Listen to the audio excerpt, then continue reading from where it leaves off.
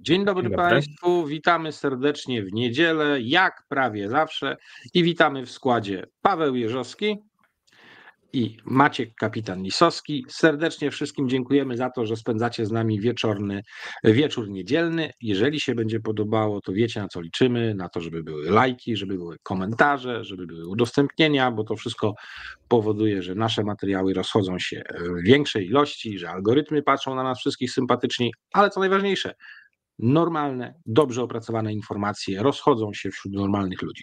To też ma swoje plusy i oczywiście wszystkim tym, którzy nas wspierają w tym, żebyśmy mogli niezależnie robić materiały, tak jak na przykład wczoraj chłopaki zrobiły kompletnie bez reklam, żeby móc mówić wszystko, co chcą. To też jest ważne i co jakiś czas takie rzeczy trzeba robić. Do tego też zachęcamy Was do wspierania nas przez Patronite, przez Supi, przez nawet YouTube'a, jak chcecie.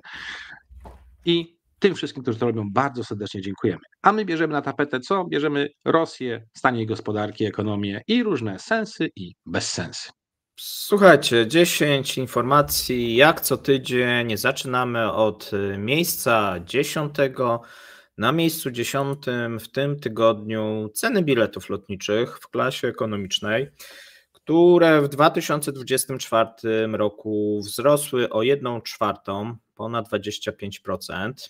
I to podaje sam Eurostat, a więc tutaj prawdopodobnie te ceny są już wyższe, ponieważ Eurostat bazuje na pierwszych 3 miesiącach i wyciąga średnią, tak, znowuż robi to w bardzo dziwny sposób. Twierdzi, że cena osiągnęła 7015 rubli za 1000 kilometrów podróży w porównaniu z 6600 tysięcy rubli za ten sam okres ubiegłego roku, ale już dowiadujemy się, że w marcu też według Eurostatu ten średni koszt biletów lotniczych wyniósł już 7345 rubli, a więc wzrost kolejny w stosunku do lutego 23%. Tutaj po kolei, jak sobie czytamy dane, możecie sobie znaleźć, gdzie są najdroższe bilety, gdzie są najtańsze. Okazuje się, że tutaj mamy dosyć duże różnice, tak, od prawie 15 000 rubli do 2000 rubli, w zależności oczywiście od kierunku i regionu. Czym się tłumaczy wzrost? Oficjalnie tłumaczy się, że wzrost cen biletów lotniczych wynika ze zmiany struktur transportu. Tutaj czytamy, że przewoźnicy zaczęli zwiększać programy lotów na kierunki międzynarodowe, dlatego firmy zaczęły ograniczać przewozy pasażerskie na terytorium kraju i z tego powodu bilety wzrosły, natomiast niezależni eksperci branżowi podają, na przykład redaktor naczelny portalu Frequency Flyers Ilya Shatilin podaje, że główną przyczyną wzrostu jest zwiększone koszty lotów. Tutaj na wzrost cen według niego wpływa inflacja i rosnące ceny paliwa. Pamiętajmy, że w przypadku tych biletów lotniczych tam nie ma tłumika paliwowego, a więc one są tak bardziej, że tak powiem, na te różnego rodzaju zmiany i na te ataki. Dronopady są nieodporne. Jeżeli tutaj te ataki, będziemy dzisiaj o atakach mówić, bo mam ciekawą informację w stylu jaruski, a więc zostańcie z nami, warto posłuchać. Pomysły, o których mówiliśmy, się urzeczywistniają, a więc przenika się top 10 z jaruskim, czasami będzie można trudno odnaleźć się, w którym miejscu jesteśmy, natomiast te koszty paliw mogą się zwiększać, jeżeli by się okazało, że szczególnie tego lotniczego, jeżeli by się okazało, że te dronopady by trwały. No i jeszcze jedna rzecz, jeżeli by się okazało, że ceny ropy by rosły na rynkach międzynarodowych, na razie nic z tego nie zapowiada, jeżeli chodzi o najbliższe tygodnie, ale może się coś wydarzyć, na przykład na Bliskim Wschodzie, no i wtedy byłoby oczywiście drożej również dla Rosjan. Słuchaj, jeśli pozwolisz, to ja jeszcze zauważę, że bardzo swobodnie i twórczo podchodzą do kwestii definicji kwartału. Najpierw, sam powiedziałeś, podali, że w pierwszym kwartale wzrosły ceny biletów o tyle i tyle, po czym nagle się okazuje, że miesiąc marzec jest osobnym miesiącem pomiędzy kwartałem pierwszym i drugim, który ma jeszcze inny osobny wskaźnik wzrostu cen, który się nijak przykłada do o wiele niższego wskaźnika za cały pierwszy kwartał. No bardzo to twórcze. Po drugie, pamiętajmy, że ograniczono obecnie możliwość wyjazdu rosyjskich urzędników. Jest taki ban, że tak powiem, bo boją się, żeby nie zdradzali tajemnic państwowych z jednej strony, tudzież aby nie byli poddawani próbom inwigilowania, tudzież przejścia na złą stronę mocy. I jest tylko lista 14 krajów, poczynając od tak wspaniałych miejsc wypoczynku. A nie, to poczekaj. To od razu, to zależy kto, bo niektórzy mają i tam też zakaz. Tak, niektórzy mają i tam. Najwięcej swobody mają ci z kancelarii prezydenta, a poszczególne ministerstwa jeszcze tym zarządzają. Ale tak, Kirgistan można sobie polecieć, Kazachstan, Korea Północna, gdzie tam jeszcze Iran, RPA można. I to się okazuje, że tak, destynacje ale są jeszcze wakacyjne... tak, Syria, to dodajmy jeszcze tak, Syria można, Syria też. Kuba można i Wenezuela Kuba. można. Tak, same po prostu topowe destynacje turystyczne świata, totalne.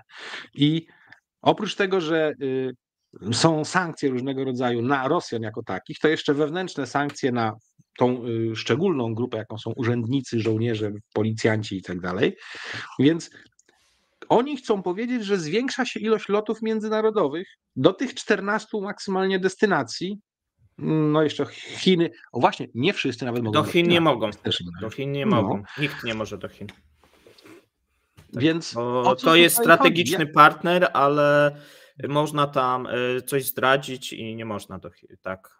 Posłowie Dumy nie mogą, urzędnicy ministerialni nie mogą. Co ciekawe, i to też jest ciekawe, nie wiem, czy to u siebie mówiłeś, szefowie spółek i wyżsi ci pracownicy spółek mają zabrane paszporty i muszą występować, jeżeli gdzieś zdeponowano paszporty. Po pozwolenie, tak. Więc w FSB mają trzymane. Więc kto wierzy w to, że rzeczywiście wzrasta liczba lotów międzynarodowych, oprócz tego, że ani ty, ani ja chyba. No wiesz co, coś tam im brnęło akurat, natomiast no nie jest to przyczyna, bo oni oczywiście odwiedzają tą Azję Południowo-Wschodnią, tak, Turcję, prawda, jeszcze te kraje powiedzmy, no teraz Egipt to chyba mniej, Izrael to też już nie, a więc no mniej im, tak, mniej mają niż wcześniej tak naprawdę, natomiast no główne powody no to po prostu są ceny paliwa, tak, nie oszukujmy się, inflacja, no tutaj też zarobki cały czas idą w górę, jest presja inflacyjna, jest luka popytowa, no i cały czas tej luki popytowej nie mogą zasypać pomimo starań banku centralnego.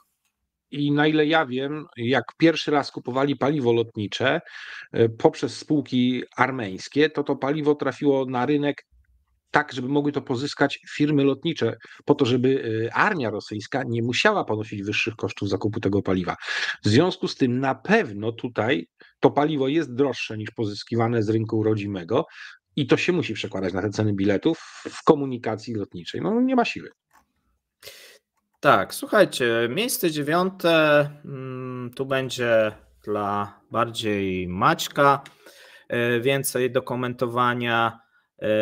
Dotkliwe ukraińskie ataki na rosyjską infrastrukturę wojskową, najważniejszy rosyjski radar być może został uszkodzony, to sobie o tym powiemy, natomiast co się wydarzyło w zeszłym tygodniu? Drony zaatakowały zakłady lotnicze Kazań-Korbunow w Tatarstanie, gdzie się naprawia przede wszystkim samoloty wojskowe, w tym bombowce strategiczne Tu-22, Tu-160, Ukraińcy się do tego przyznali. W zakład trafiono 17 kwietnia o godzinie 10. Również tego samego dnia uderzenie na lotnisko w Jankoy. Z tych danych, które na ten moment mamy, możesz to uzupełnić, to już są potwierdzone 4 wyrzutnie i to się Rosjanie przyznali, widziałem. S-400. Do następnych rzeczy się nie przyznali, natomiast Ukraińcy podają 1 radar S-400, 2 wyrzutnie S-300 i magazyn beka tych, tam prawdopodobnie były rakiety też i pociski do S-300, S-400. Eksplozje dosyć duże, ponieważ ten materiał filmowy pokazuje, że do godziny trwały eksplozje na tym lotnisku. Być może jeszcze coś zostało uszkodzone. Jak najbardziej to są dane, które można uznać za prawdziwe, bo i Rosjanie się do pewnych rzeczy przyznali i zdjęcia satelitarne zdecydowanie potwierdzają, więc taka dziura tam spory jest tych S-400. Spory uszczerbek na stanie tych najnowocześniejszych, zużytkowanych już w powszechnym Właśnie, sposób. ile oni mają tych S-400? Oni to mają w systemie pułków i dywizjonów, więc nie chciałbym teraz wprowadzić w błąd, ale wszystkiego, jeśli mają około 30 zestawów wyrzutni, to jest chyba wszystko. Nie, no więcej, bo mają 7 razy... No 7 razy pułk, ale bateria S-400 jest mniejsza niż bateria S-300, no bo bardziej efektywna, więc mniej zestawów wchodzi w skład baterii i o ile pułk dalej jest pułkiem, o tyle sprzętu może mieć mniej, bo możliwości ma 300 mają chyba 500, a myślałem, że właśnie tych 400, tu poprawcie, bo ja nie jestem akurat, tak się kiedyś chwalili, że tych 300, to nie wiadomo oczywiście na ten moment. Mieli dużo, tak. Mieli, podobno jest 400-100, natomiast czy nadal mają, to ja tego nie wiem, pewnie mniej, tak jak mówisz. Raz, że mniej, dwa, w ogóle już trochę ich stracili, ponadto podlegały też one eksportowi i część z tych produkowanych, którą oni zaliczali do puli, że podobno 100 będą mieć, to były w wersjach eksportowych, a eksportowe wersje trafiły w różnych no bo pewnie ja czytałem, ile oni tam tego wyprodukowali przez ostatni czas. No i następna rzecz, ona też jest ciekawa, no proszę ciebie. Tam jeszcze jest jedna rzecz. W tym momencie oni muszą zmieniać taktykę użycia tego wszystkiego, bo się okazało, że skoro zasięg jednej, maksymalnie 2 głowic kasetowych potrafi pokryć całą baterię tego typu, to znaczy, że one stały za blisko. I w tym momencie oni muszą od nowa podejść do sposobu ustawienia takich zestawów. Pytanie, czy wystarcza im w związku z tym infrastruktury tej potrzebnej do tego, żeby połączyć, bo co jest po kablach, to po kablach, co po radiu, to po radiu, zasilanie zasilaniem. I tu się okazuje, że mogą być spore problemy, bo nie przemyślano wcześniej do innej, wymuszonej przez przeciwnika taktyki.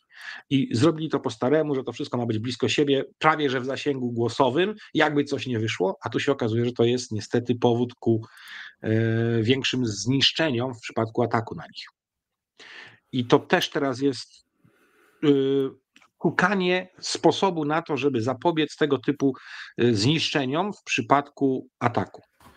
Muszą szukać nowych sposobów ustawienia, połączenia tego wszystkiego i właśnie na tym teraz intensywnie pracuje dowództwo wojsk wojenno-kosmicznych sił i tych przeciwlotniczych, bo na to nie byli przygotowani. Myśleli, że po staremu będą stawiać w małych grupkach i będzie stało, będzie wszystko robiło, a tu się okazuje, że musi być większe rozproszenie.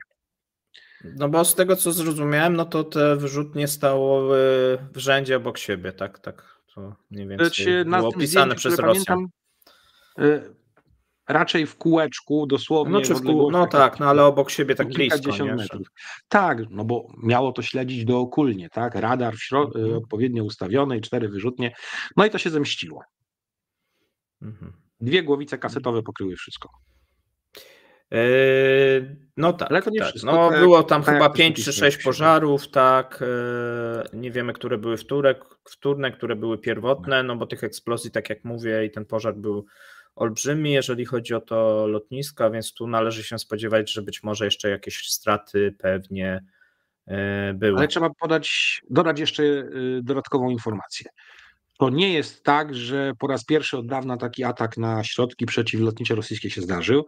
Od dłuższego czasu, w ogóle oni chyba uczynili nawet specjalną jednostkę w tym celu Ukraińcy, tudzież przydzielili jej specjalne środki i zaczęli polowania z wykorzystaniem nowej amunicji, tej swojej, co można ją określić jako kopia rosyjskiego Lanceta. Zaczęli polować w tej bliższej strefie przyfrontowej na wszystko, co jest przeciwlotnicze. I bardzo wzrosły straty rosyjskich zestawów przeciwlotniczych Buk oraz Tor. Oraz zaczęli ataki w głąb, tak jak ten tutaj w rejonie Jankoj, oraz, co powiemy zaraz dalej, zaczęli niszczyć infrastrukturę rozpoznania radiolokacyjnego dalekiego zasięgu. Tak. I to są pewne No, nowe zagrywki w ich wykonaniu. tak, bo mówimy tutaj, słuchajcie, o zaatakowaniu jednostki radiotechnicznej, no i dosyć w sumie daleko, bo w Mordowii. Tam znajduje się, no i tutaj mnie poprawisz pewnie, radar pozahoryzontalny 29B6, kontener w Kowylkinie, który, no oni się chwalili, tam różnie podawali, 2000, 3000 kilometrów. No i okazuje się, że radar nie wykrył dosyć wolno lecącego drona, takiej awionetki, no, która albo jedna, albo dwie uderzyły właśnie w tą bazę. No i tu ze strony Rosjan mamy informację, że został zestrzelony, że wszystkie drony zostały zestrzelone, natomiast no wydaje się, że tu obiekty naziemne, że tak powiem, pomogły w unicestwieniu tych dronów, no bo mamy takie, no nie możemy pokazać znowu ze względów na YouTube'a, natomiast... Możemy? Na pewno? Tych Nie, zdjęć, nie co mam możemy. przygotowane? A zdjęć Okej. możemy, natomiast ja mam też Same taki, zdjęcia. jak matka z córką omawiają i tam jest pokazany sam jak gdyby atak i tego nie możemy. Dobrze. Moi A drodzy, spójrzcie. to jest radar, tak? Część To przynajmniej. jest część instalacji antenowej tego radaru. Maszty o wysokości 34 metrów, między nimi rozpięta odpowiednia sieć odpowiednich przewodów i takie coś, to jest tylko jedna ze ścian, odpowiednio ustawione, bo długość sumy 3 ścian, bo to zawsze są 3 ściany antenowe, to 1300 metrów. I nie są to więc małe rzeczy, ale teraz spójrzmy na to bardziej z góry. To jest instalacja nadawcza, 3 ramiona, spójrzcie, odpowiednie długości, te wszystkie maszty, odpowiednie budynki sterowania, zarządzania, zasilania tym wszystkim, oraz w innym miejscu kompletnie instalacja odbiorcza, gdzie są 3 ściany na bazie trójkąta równobocznego. Są, proszę bardzo, jedna, druga, trzecia. I takie coś właśnie jest tym, co zostało zniszczone. Przy czym atak tego typu był już 11 na jedną z tych instalacji i wtedy uszkodzono budynki systemu kierowania dowodzenia.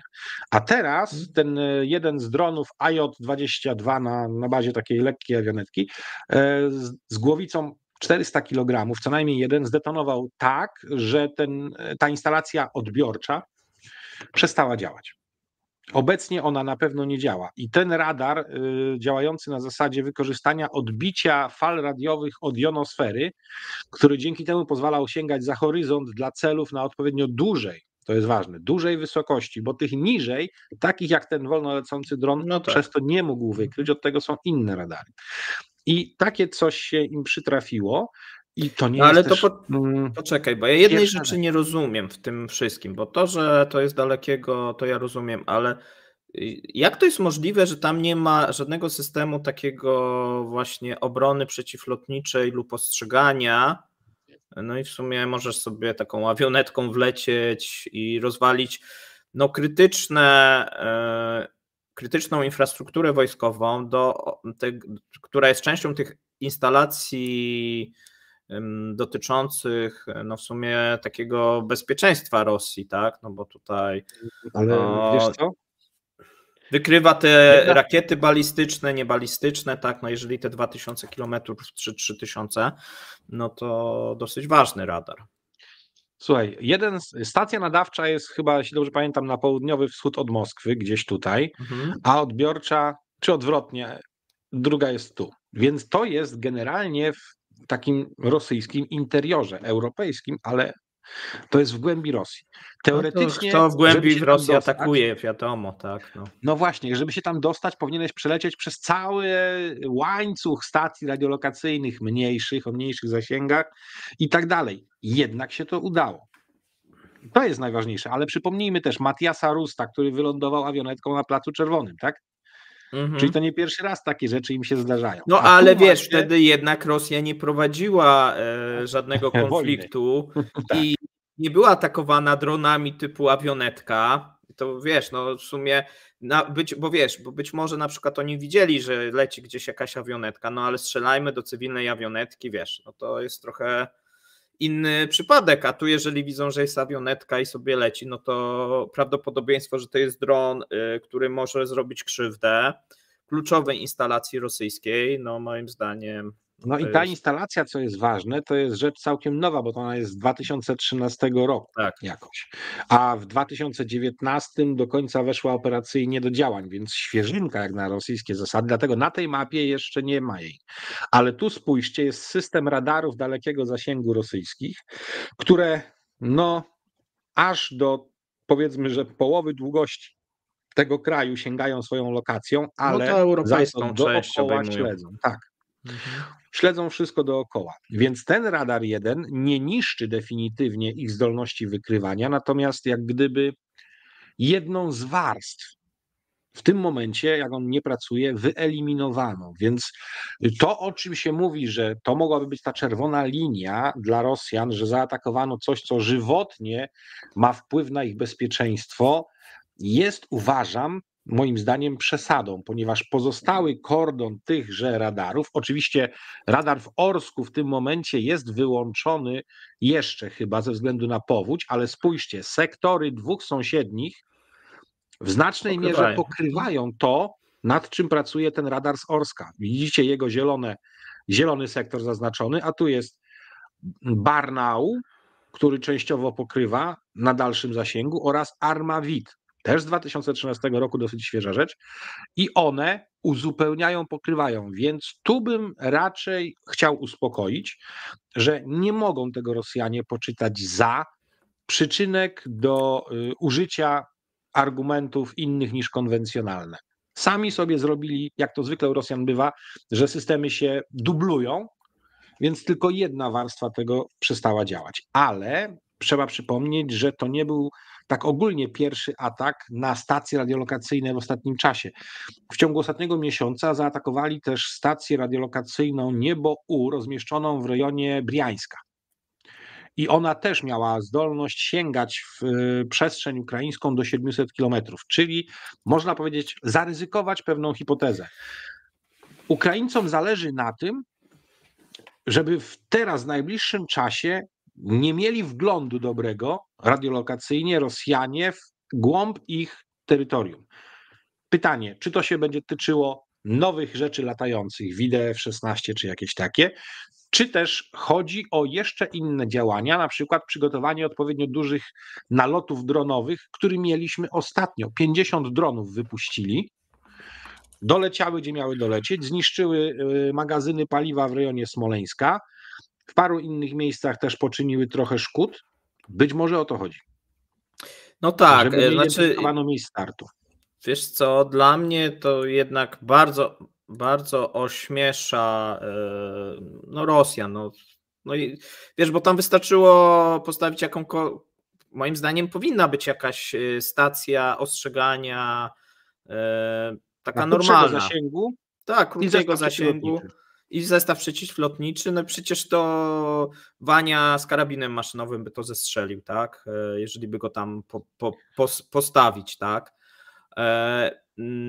No wiesz, czy nawet jakiś pojedynczy pancer. Ja rozumiem, że wiesz, że rafinerii nie chcą, natomiast no, takie obiekty jednak powinny być chronione. No bo tutaj mamy różne te działania hybrydowe przecież, no i jak gdyby dlaczego się zakłada, że cały atak będzie z zewnątrz, tak? Może być tutaj przecież z wewnątrz Rosji, bo widzimy, że ta wojna przyszłości może zupełnie inaczej przebiegać, no i zresztą to Ukraińcy wielokrotnie udowadniają Rosjanom, że oni są zupełnie bezbronni, jeżeli chodzi o ataki wewnętrzne, bo jeżeli jesteśmy przy tych dronopadach, no coraz bardziej i coraz więcej jest tych ataków, które zapowiadaliśmy na infrastrukturę energetyczną. A więc tu Ukraińcy co prawda nie odpowiadają jeszcze symetrycznie, no bo Rosjanie niesamowicie niszczą ich infrastrukturę, natomiast zaczynają się powoli odgryzać. No i być może za jakiś czas ta sytuacja będzie inna, bo Rosjanom będzie już trudno niszczyć kolejne punkty energetyczne, natomiast Ukraińcom będzie łatwo, bo one są znowuż rozproszone. No i tu są też totalnie niebronione, jeżeli chodzi, mówiliśmy, ta energetyczna, bo nie tylko rafinerie. No i teraz w sumie nie wiadomo, co Rosjanie mają bronić, bo wszystkiego powinni bronić, a tak się nie da. Czyli i zakłady związane z produkcją wojenną, bo niekoniecznie same wprost, ale odpowiednia chemia dla produkcji materiałów wojennych jest potrzebna, nie jest to zakład stricte przemysłu obronnego, tak? To jest raz. Dwa, zakłady przemysłu obronnego, rafinerie i magazyny, duże składy paliw.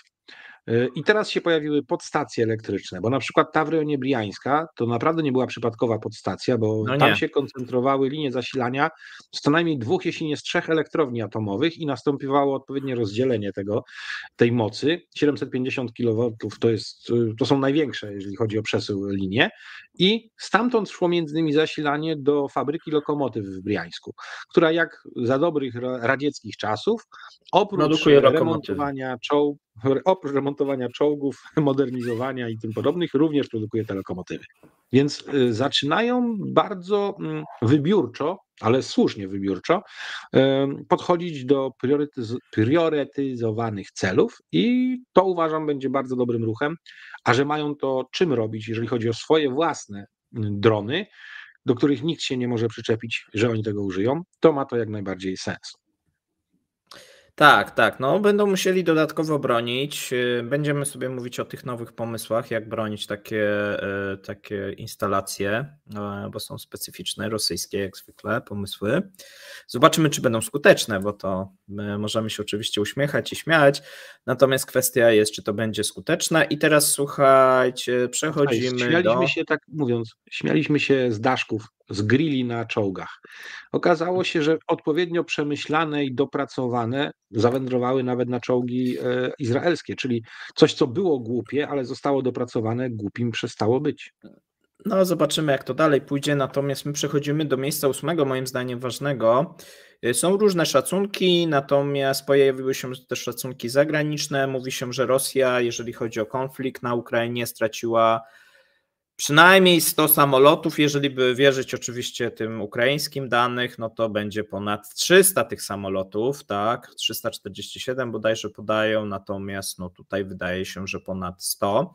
I dosyć ważny chyba bombowiec został ostatnio uszkodzony.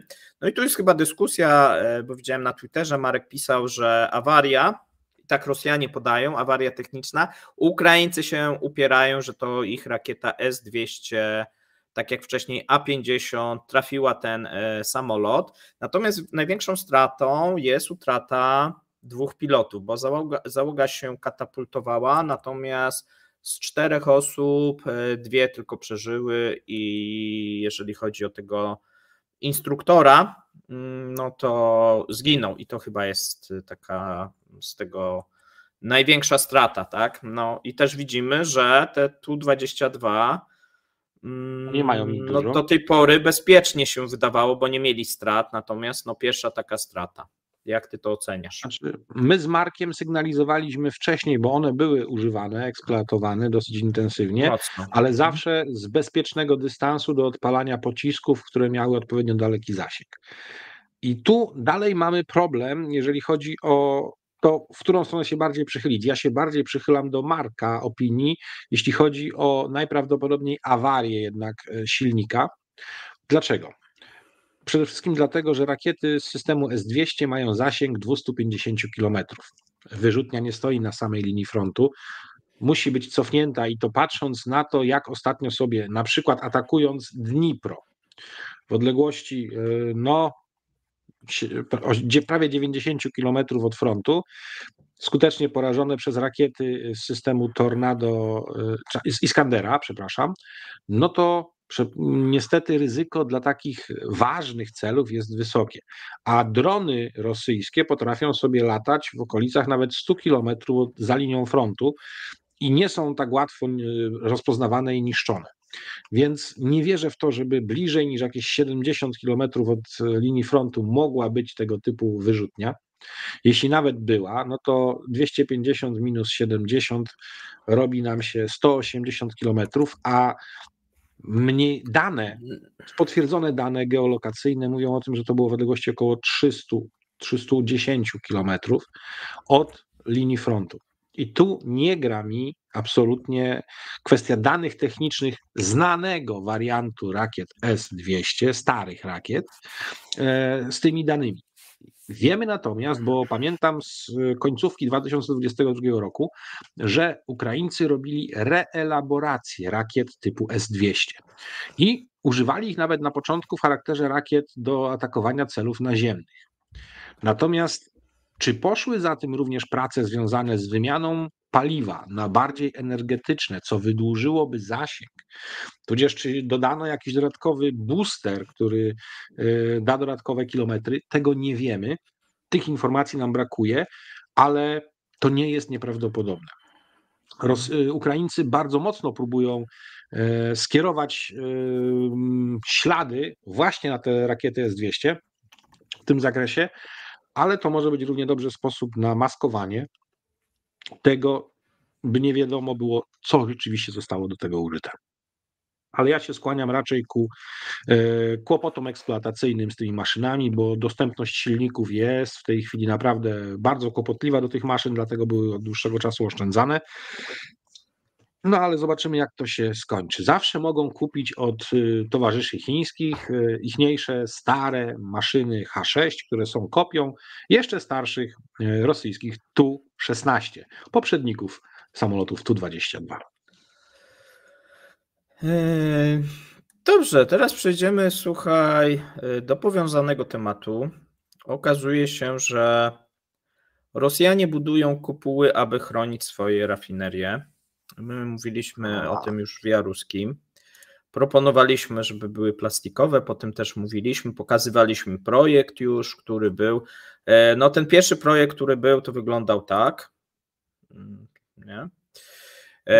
No i to miały być tak, systemy antydronowe, wzorowane na tych bardziej izraelskich. No potem mówiliśmy, żeby z pleksy zrobić, bo tanio będzie.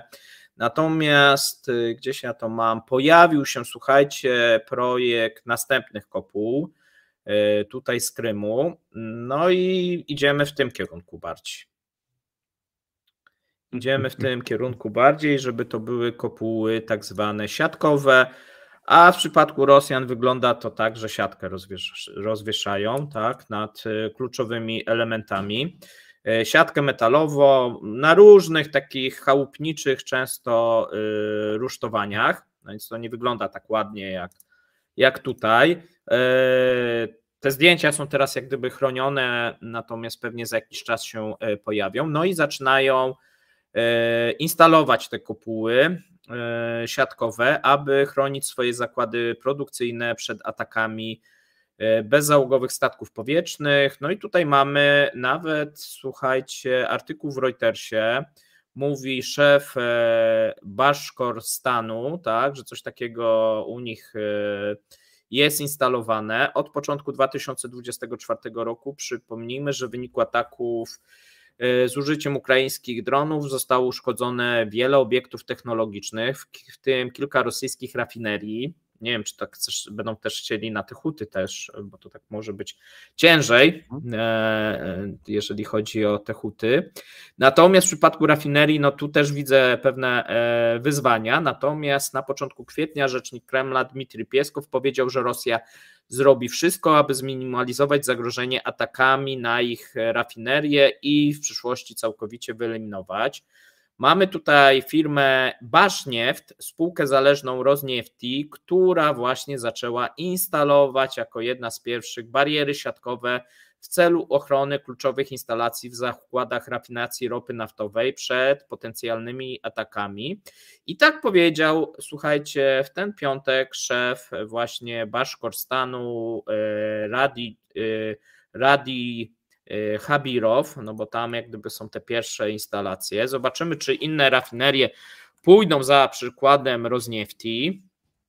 W ostatnich miesiącach Ministerstwo Energii i Rosneft zdecydowanie zaleciły, aby wszystkie rafinerie ropy naftowej zamontowały specjalne kopuły siatkowe w celu ochrony zakładów produkcyjnych przed atakami bezzałogowych statków powietrznych, a więc widzicie, idą w innym kierunku, nie jakieś drogie systemy przeciwlotnicze, tylko siatki i konstrukcje najczęściej ze stali, tutaj, na których te siatki mają być rozpięte.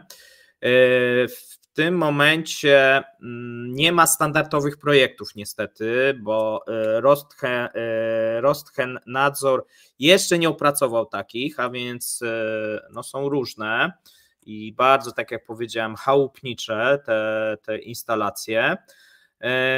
Tutaj teraz każdy określa i buduje dla siebie ochronę według własnej inwencji, biorąc pod uwagę cechy konkretnego obiektu, tak czytamy w tych oficjalnych dokumentach. Co prawda sformułowano ogólne, ale podstawowe parametry, którymi się należy kierować przy opracowywaniu takich projektów. I tutaj są wypowiedzi specjalistów z koncernów naftowych, że w wielu zakładach się nad tym właśnie pracuje. Aby przyspieszyć realizację projektów konstrukcji ochronnych, Rosneft wyszedł naprzeciw potrzebom rafinerii i realizuje projekty konstrukcji ochronnych nie w formie rekonstrukcji, ale ponownego wyposażenia technicznego, czyli nie potrzeba z grubsza żadnych zezwoleń, sobie można co chce się postawić. No to akurat to im się udało przy ichniejszej biurokracji, to skracają potężnie czas reakcji. Tak, no bo wiesz, no tak jakby postawili, no to zaraz przecież no to trzeba mieć pozwolenie specjalne. No i w wielu wypadkach, wiesz, może się skończyć, że taka konstrukcja może zaszkodzić niż pomóc, tak? No bo tutaj... Oczywiście, na to liczymy. Wiesz, jeżeli nie ma... spadnie. Tak. Może, że tak powiem, ta konstrukcja stalowa, która podtrzymuje, jeszcze spowodować dodatkowe zniszczenia, w zależności jaki ładunek się na przykład użyje, tak.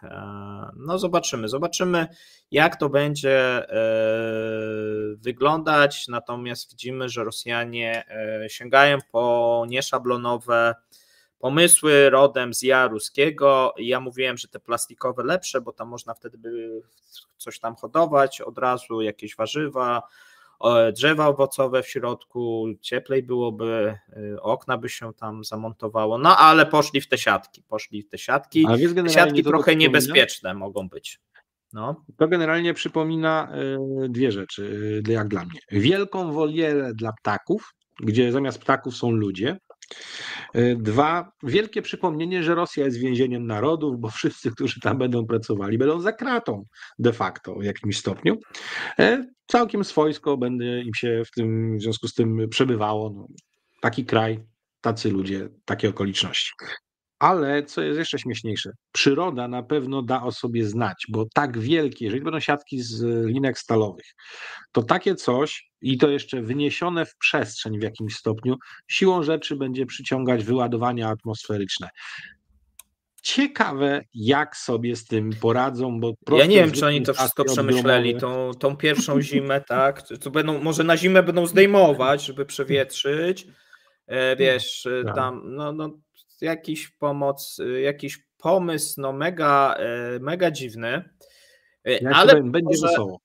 Być może skuteczny, natomiast będzie wesoło, szczególnie tak jak mówię, jeżeli się okaże, że część tych konstrukcji tak budowanych będzie miała już na wstępie wady konstrukcyjne, bo jakoś tak bym to obstawiał, że to się może różnie skończyć. Natomiast przechodzimy do ciekawego miejsca, miejsce 6. Ja umieściłem je dosyć wysoko, ponieważ dosyć duży proceder okazuje się. Rosyjscy producenci AGD oskarżają klientów o oszustwa. Sprzedawcy detaliczni zgłaszają, że oszuści niszczą sprzęt w celu wyłudzenia odszkodowania i tutaj Związek Pracodawców zwrócił się do prokuratury o zajęcie się oszustami, którzy celowo niszczą sprzęt, a następnie otrzymują odszkodowania na drodze sądowej. Tylko w 2023 roku kwota roszczeń wobec sprzedawców detalicznych przekroczyła 1 miliard, które zostały już wypłacone. No a podobno kilka miliardów jest w toku i w 2024 to to się zwiększyło. No tutaj widzę pewną zbieżność z sankcjami, no ale pewnie przypadkową.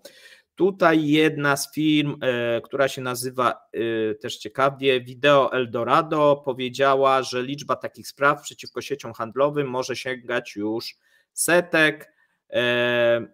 Najbardziej problematyczne obszary to regiony Wołgi. Następna firma Wimpel.com podkreśla, że program nabrał szokujących rozmiarów i przekształcił się w biznes warty miliardy dolarów. No trochę chyba ich poniosło, no ale jeżeli to byłyby miliardy dolarów, no to faktycznie. W piśmie napisano, że obywatele celowo wyłączają elektronikę, a następnie kontaktują się ze sprzedawcami w sprawie roszczeń gwarancyjnych, przedstawiając niewiarygodne oświadczenia na temat obecności wady produkcyjnej produktu. Zgodnie z prawem, przypomnijmy, konsument może dochodzić maksymalnie zwrotu kosztu towaru plus kary pieniężnej dla producenta. Całkowite odszkodowanie tutaj nie może przekroczyć potrójnego kosztu towaru plus ewentualne koszty prawne. No i co powiesz? Tak się zastanawiam, bo producenci towarów, znaczy tego typu sprzętu AGD z Zachodu i z Azji, no to raczej ci z Europy są nieobecni, ci z Azji mniej niż też było. Tak. Też więc Chińczycy boją się. Właśnie. Jakieś własne montownie rosyjskie tego typu sprzętu czy fabryki. I teraz tak, w związku z tym, że jakieś chipy były potrzebne do produkcji czegoś innego dla wojska, wstawili jakiś inny ersatz za to, wymienili, nie wiem, jakieś styki, mikrostyki, tym podobne, ale co, towar ma działać. I ja bardziej stawiam na to, że co najmniej połowa tego wszystkiego, to przyczyną jest właśnie wymiana tych elementów na całkowicie inne, gorsze, nie odpowiadające żadnym parametrom, co wywołało tego typu trend, a ludzie nauczyli się to wykorzystywać. Więc sami dali argumenty ludziom do ręki, a człowiek radziecki korzystać z takich okoliczności umie. A dlaczegożby nie? I mi ich wcale nie żal. No te właśnie rosyjskie, że tak powiem, produkty AGD cieszą się bardzo złą sławą. Podobno właśnie już po przyjeździe, tam nie wiem, po 2-3 praniach ta elektronika siada i to masowo, stąd też są zgłoszenia. Być może ktoś to też próbuje jakoś wykorzystać, tego akurat jak to w Rosji nie możemy wykluczyć. Natomiast trzeba też liczyć się z tym, że dużo tych firm sprowadzało właśnie, bo pamiętaj, jak masz te chipy, no to masz różnego, że tak powiem, jakby to powiedzieć, żeby uprościć gatunku, tak, klasy, nie? No i oni sprowadzali te, które szły na odpady, tak, te, które nie szły do tych zachodnich marek, bo często jeżeli mamy producenta chińskiego, no to te odrzuty wstawia do tych tańszych modeli i no to wysyłali do Rosji. No i skoro jest duża wadliwość takich chipów, no bo one już jak gdyby z fabryki wadliwe przyjechały, no to mamy takie efekty, że tam ta elektronika nie działa. Te zachodnie pralki są bardzo pożądane na ten moment. Znaczy one też są produkowane najczęściej w Chinach, ale właśnie z trochę lepszych podzespołów. No i sytuacja wygląda tak, że no w sumie nie ma tu rozwiązania chyba. Powiem ci takie coś. Ja znam tego typu fabrykę AGD w Polsce, która na jednej linii produkuje chyba trzy marki znane, europejskie, i byłem w szoku, jak zobaczyłem laboratorium zajmujące przy dziale tych zmywarek. Setki zmywarek podłączone do instalacji, czujniki parametrów i tak dalej, i najróżniejszego rodzaju wsady o różnym poziomie zabrudzenia, różnych też producentów, te tabletki i inne płyny do tego wszystkiego, i to non-stop, w cyklu ciągłym pracowało i oni to sprawdzali. I sam widziałem, że naprawdę ta produkcja europejska tego była dowiązana do jakiegoś poziomu jakości. Sam używam u siebie zmywarki jednego z wiodących europejskich i polskich, obecnych w Polsce też producentów, już kilkanaście lat i cały czas zasuwa. Trzeba było tylko raz wymienić uszczelkę. Tak? I to działa. Natomiast to, co u ruskich, to nawet jak za czasów PRL-u kupić ruską lodówkę i tym podobne. Mińsk jeszcze tak, ale jakaś pralka, wiatka to nie było. To była loteria, co się trafi. I to się tylko i wyłącznie w tej chwili pogłębiło. Tak, tak. No jak gdyby tutaj Rosja coraz bardziej przoduje w podróbkach, w jakichś takich tanich bublach. I to wraca tutaj te wszystkie wspomnienia z komunizmu, tak, które były, to teraz wracają ze zdwojoną siłą. No i tak jak mówię, już te zachodnie, zaczyna być ten efekt, że te zachodnie produkty zaczynają być pożądane. I to też widzimy na przykład, bo mówimy o AGD, widzimy podobną sytuację również, jeżeli chodzi o rynek smartfonów. Tak? Wzrosło o 40% w 2024 awaryjność, tak, smartfonów, nie? Więc widać, że Rosjanie po pierwsze wybierają coraz tańsze modele, no i coraz tych, że tak powiem, mniej znanych, często chińskich firm, a tak jak mówiłem, tam są tańsze podzespoły, no i one z natury po prostu będą krócej sobie radziły niż jakieś, powiedzmy, flagowe wcześniej, nawet chińscy producenci czy chińskie telefony. A teraz słuchajcie, przejdziemy sobie do punktu, któremu dużo poświęciliśmy w zeszłym tygodniu, no ale trzeba go powiedzieć, bo nie było 2 tygodnie tutaj naszego wspólnego wystąpienia. My o tym, na ten temat dyskutowaliśmy z Markiem, z Łukaszem, z Mateuszem, bo sprawa jest niezwykle ważna, czyli kolejne chińskie banki odmawiają przyjmowania juanów z Rosji.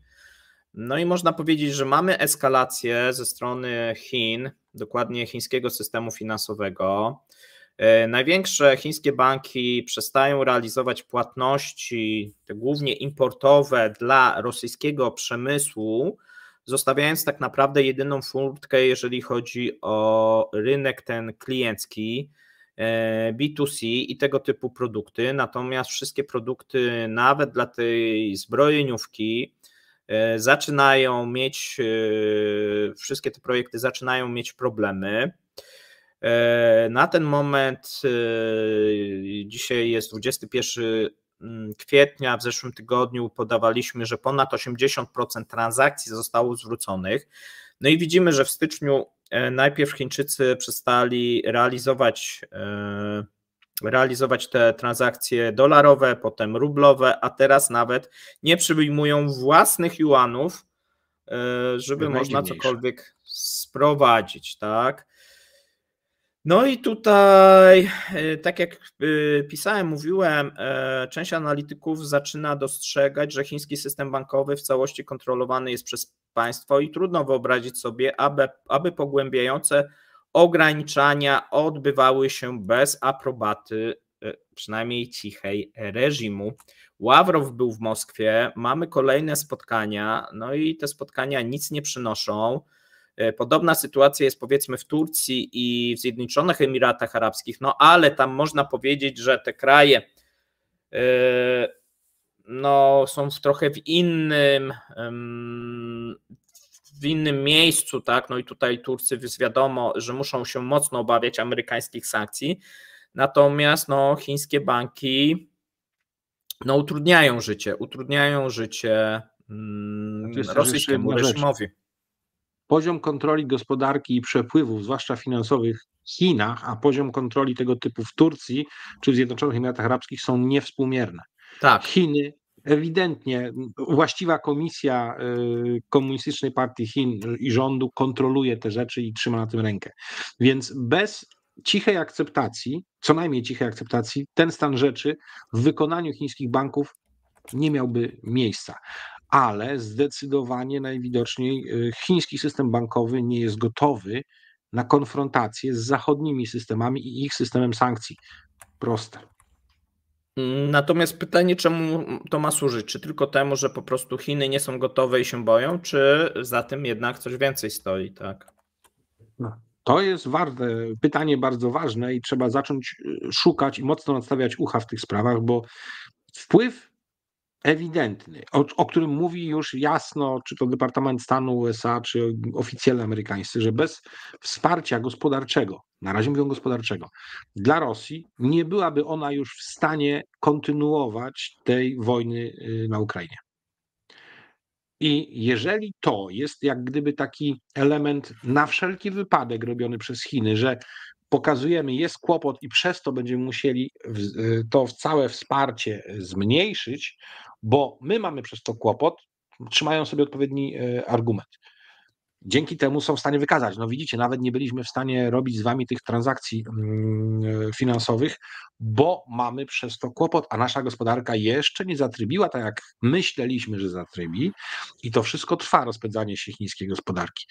Ja bym chyba tak to na razie interpretował. No ale wiesz, popatrzmy, wiesz, z punktu widzenia Rosjan, tak? No taki sojusznik, który w kluczowym momencie konfliktu, no bo teraz wiesz, ta ofensywa i tak dalej, nagle ich odcina od systemu i mówi, nie wiem, zamówili jakieś chipy, już tam gdzieś znaleźli i tak dalej, trzeba tylko przesłać te pieniądze, a tu bank chiński mówi nie.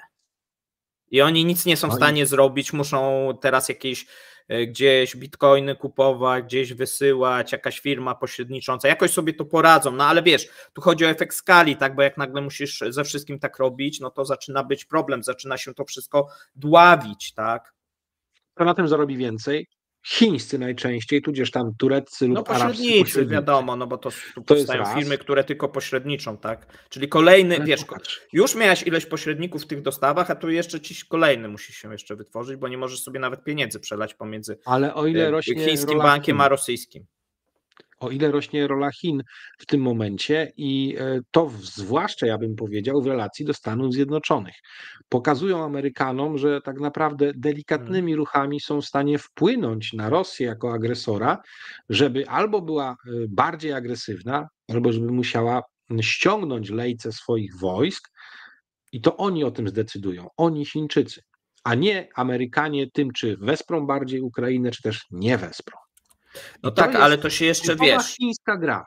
Oni pokazują swoją rolę i możliwości. Tak, i to się jeszcze z punktu widzenia rosyjskiego nakłada. Tak, Chińczycy nam utrudniają, Amerykanie teraz będą broń wysyłać. No i teraz Putin musi się zacząć właśnie zastanawiać, jak wielka ta ofensywa. Tak, i jak wielką ofensywę przeprowadzić. Bo może znowuż Chińczycy, wiesz, za moment i powiedzą, że czegoś znowuż nie można, nie? Wiesz, zaczynasz tak my mówimy myśleć, o sytuacji, w której Chiny te same części do produkcji dronów sprzedają jednym i drugim. Sprzedają Ukrainie najpierw sprzedawali, potem Ruscy powiedzieli, że potrzebują i Chińczycy, wiedząc dokładnie, czego potrzebują Ukraińcy, przełożyli to w 100% na to, co potrzebują Rosjanie i im to wysyłają, zarabiają na obydwu stronach. Układ idealny, tak? Z drugiej strony ciągle są rzeczy, ciągle są bogactwa, na których chcieliby Chińczycy albo położyć rękę, albo mieć do nich dostęp. Te bogactwa na przykład we wschodniej Syberii. I dla mnie to wygląda jak umiejętne kierowanie, tak jakby uzależnieniem. Uzależnieniem, kurde, przykręciłeś kurek, tak, bo za dużo leciało, no to powiedziałeś sorry, za dużo, tak, za dobrze wam ostatnio szło, to teraz musicie troszeczkę się pomęczyć. Ale może postaram się bardziej, jeśli znajdziecie dla mnie coś fajnego. No i rozmawiajmy, tak, wiesz. Otworzyć, oczywiście. Tak, a więc widać, że tutaj Chińczycy zaczynają rozgrywać tą Rosję. Zobaczymy oczywiście, do czego to doprowadzi, bo my tego nie wiemy, co jest tutaj jak gdyby w głowach reżimu i w głowie Xi. Natomiast wydaje się, że no jakiś tam pomysł jest. Czy też to ma być jakiś rozejm, tak? No bo tutaj też się pojawiały te artykuły, tak, że Rosja przegra tą wojnę ze strony Chin, znaczy zostały tak wypuszczone, tak, żeby mamy chińskiego profesora, który nagle opublikował dosyć taki znany artykuł, też przypadek, no nie sądzę, tak, gdzie było jak gdyby na końcu, że trzeba tą chińską inicjatywę wspierać, tak, no bo inaczej Rosja przegra, a to było skierowane tak typowo na rosyjski, moim zdaniem, rynek, typowa wrzutka. Tak, ale jest jedna niebezpieczna dla Ukrainy rzecz. Tą rzeczą jest chwilowy spokój. O co chodzi? Chodzi o olimpiadę w Paryżu. Paryż jest w stanie zrobić bardzo dużo, żeby w czasie trwania tej olimpiady nie było aktywnych działań wojennych i chce doprowadzić do rozejmu. Tego typu rozejm sprzyja przede wszystkim Rosji. Każda tego typu przerwa sprzyja No a Rosji. moment, bo tu się z tobą nie zgodzę, bo kiedy mamy igrzyska? No to jest lipiec. No, środek ofensywy letniej. No kiedy robić tą ofensywę? Zaczniesz w czerwcu, no przecież 2 tygodnie nic się no masz środek no to co, zaczniesz w sierpniu, we wrześniu, może ci czasu, tak, a nie wiadomo kiedy zacznie padać. Nie? Więc no dobrze, pod tym no. kątem mogłoby to odsunąć to większe ryzyko od Ukrainy, ale z drugiej strony, jeżeli by się okazało, że gwałtownymi, naprawdę bez patrzenia na straty, turmami uzyskają przełamanie gdzieś i wejdą, po czym wejdzie rozejm na czas olimpiady, no to zakonserwuje Nie to ich zdąży. pozycję i pozwoli je umocnić. I tu jest, wiesz, tu to jest będą jakieś mniejszą miejscowość, tak? Moim zdaniem nie ma szans, tak? Patrząc na wiesz, co jest jeszcze groźniejsze? Obecną dynamikę działań. Wiesz, co jest jeszcze groźniejsze? Próby rozgrywania przez dużych spekulantów giełdowych sytuacją. To bo tak, no ale to teraz jest bardziej widoczne, że pojawiły się jakieś tam zapiski, jakiś tutaj super, hiper plan, że Rosjanie w tą i w tamtą wejdą. Wszystko obliczone na zwyżkę cen ropy. Bliski Wschód i sytuacja, która przy chwilowych takich bardzo eskalacyjnych elementach jednak sprzyja deeskalacji. Każda ze stron pokazała, że ma cojones, i Iran, i Izrael. Jakie ma możliwości? Efekty tych ataków wzajemnych w chwili obecnej nie były żadne wielkie, natomiast możliwości i potencjał ataki były deeskalacyjne, tak, żeby pokazać i to była eskalacja ku deeskalacji. Więc dzięki temu cena ropy jest na poziomie początku marca. Zobaczymy przyszły tydzień. Ja powiedziałem zresztą w piątek, jak nagrywałem, kiedy te ceny szły, powiedziałem, że tam będziemy mieli spadki. No ze względu na to, że tutaj stroną zależy, bo teraz oczywiście może coś wystąpić, bo tu nigdy nie możemy przewidzieć, natomiast jeżeli jesteśmy przy tym Iranie, to wydaje się, że no Izrael chciał pokazać, że to jest ich atak i ten atak, no że już nic nie będzie, tak? I specjalnie zrobił taki mały. Irańczycy powiedzieli, że to jest też ciekawe, że to były atak z wewnątrz, mini drony. Zdjęcia satelitarne pokazują coś tam innego teraz, nie? Że jakiś coś tam atak jednak był, ale faktycznie bardzo, bardzo ograniczony, co jak gdyby wskazywało, że no, obie strony chciały zrobić tak, żeby drugiej powiedzieć że to jest ten atak i że to już nie będzie dalej. To było skierowane na rynek wewnętrzny każdej ze stron, pokazać swojej ulicy, co ja mogę, patrzcie, ale jednocześnie skutków tego wszystkiego nie było. Też przetestować, tak, no bo tak, no tu oczywiście wszyscy ogłosili się zwycięzcami, ja mówiłem, że tak nie jest do końca, bo to jednak był atak, a Izrael nie był atakowany, więc to jest też złamanie pewnego tabu.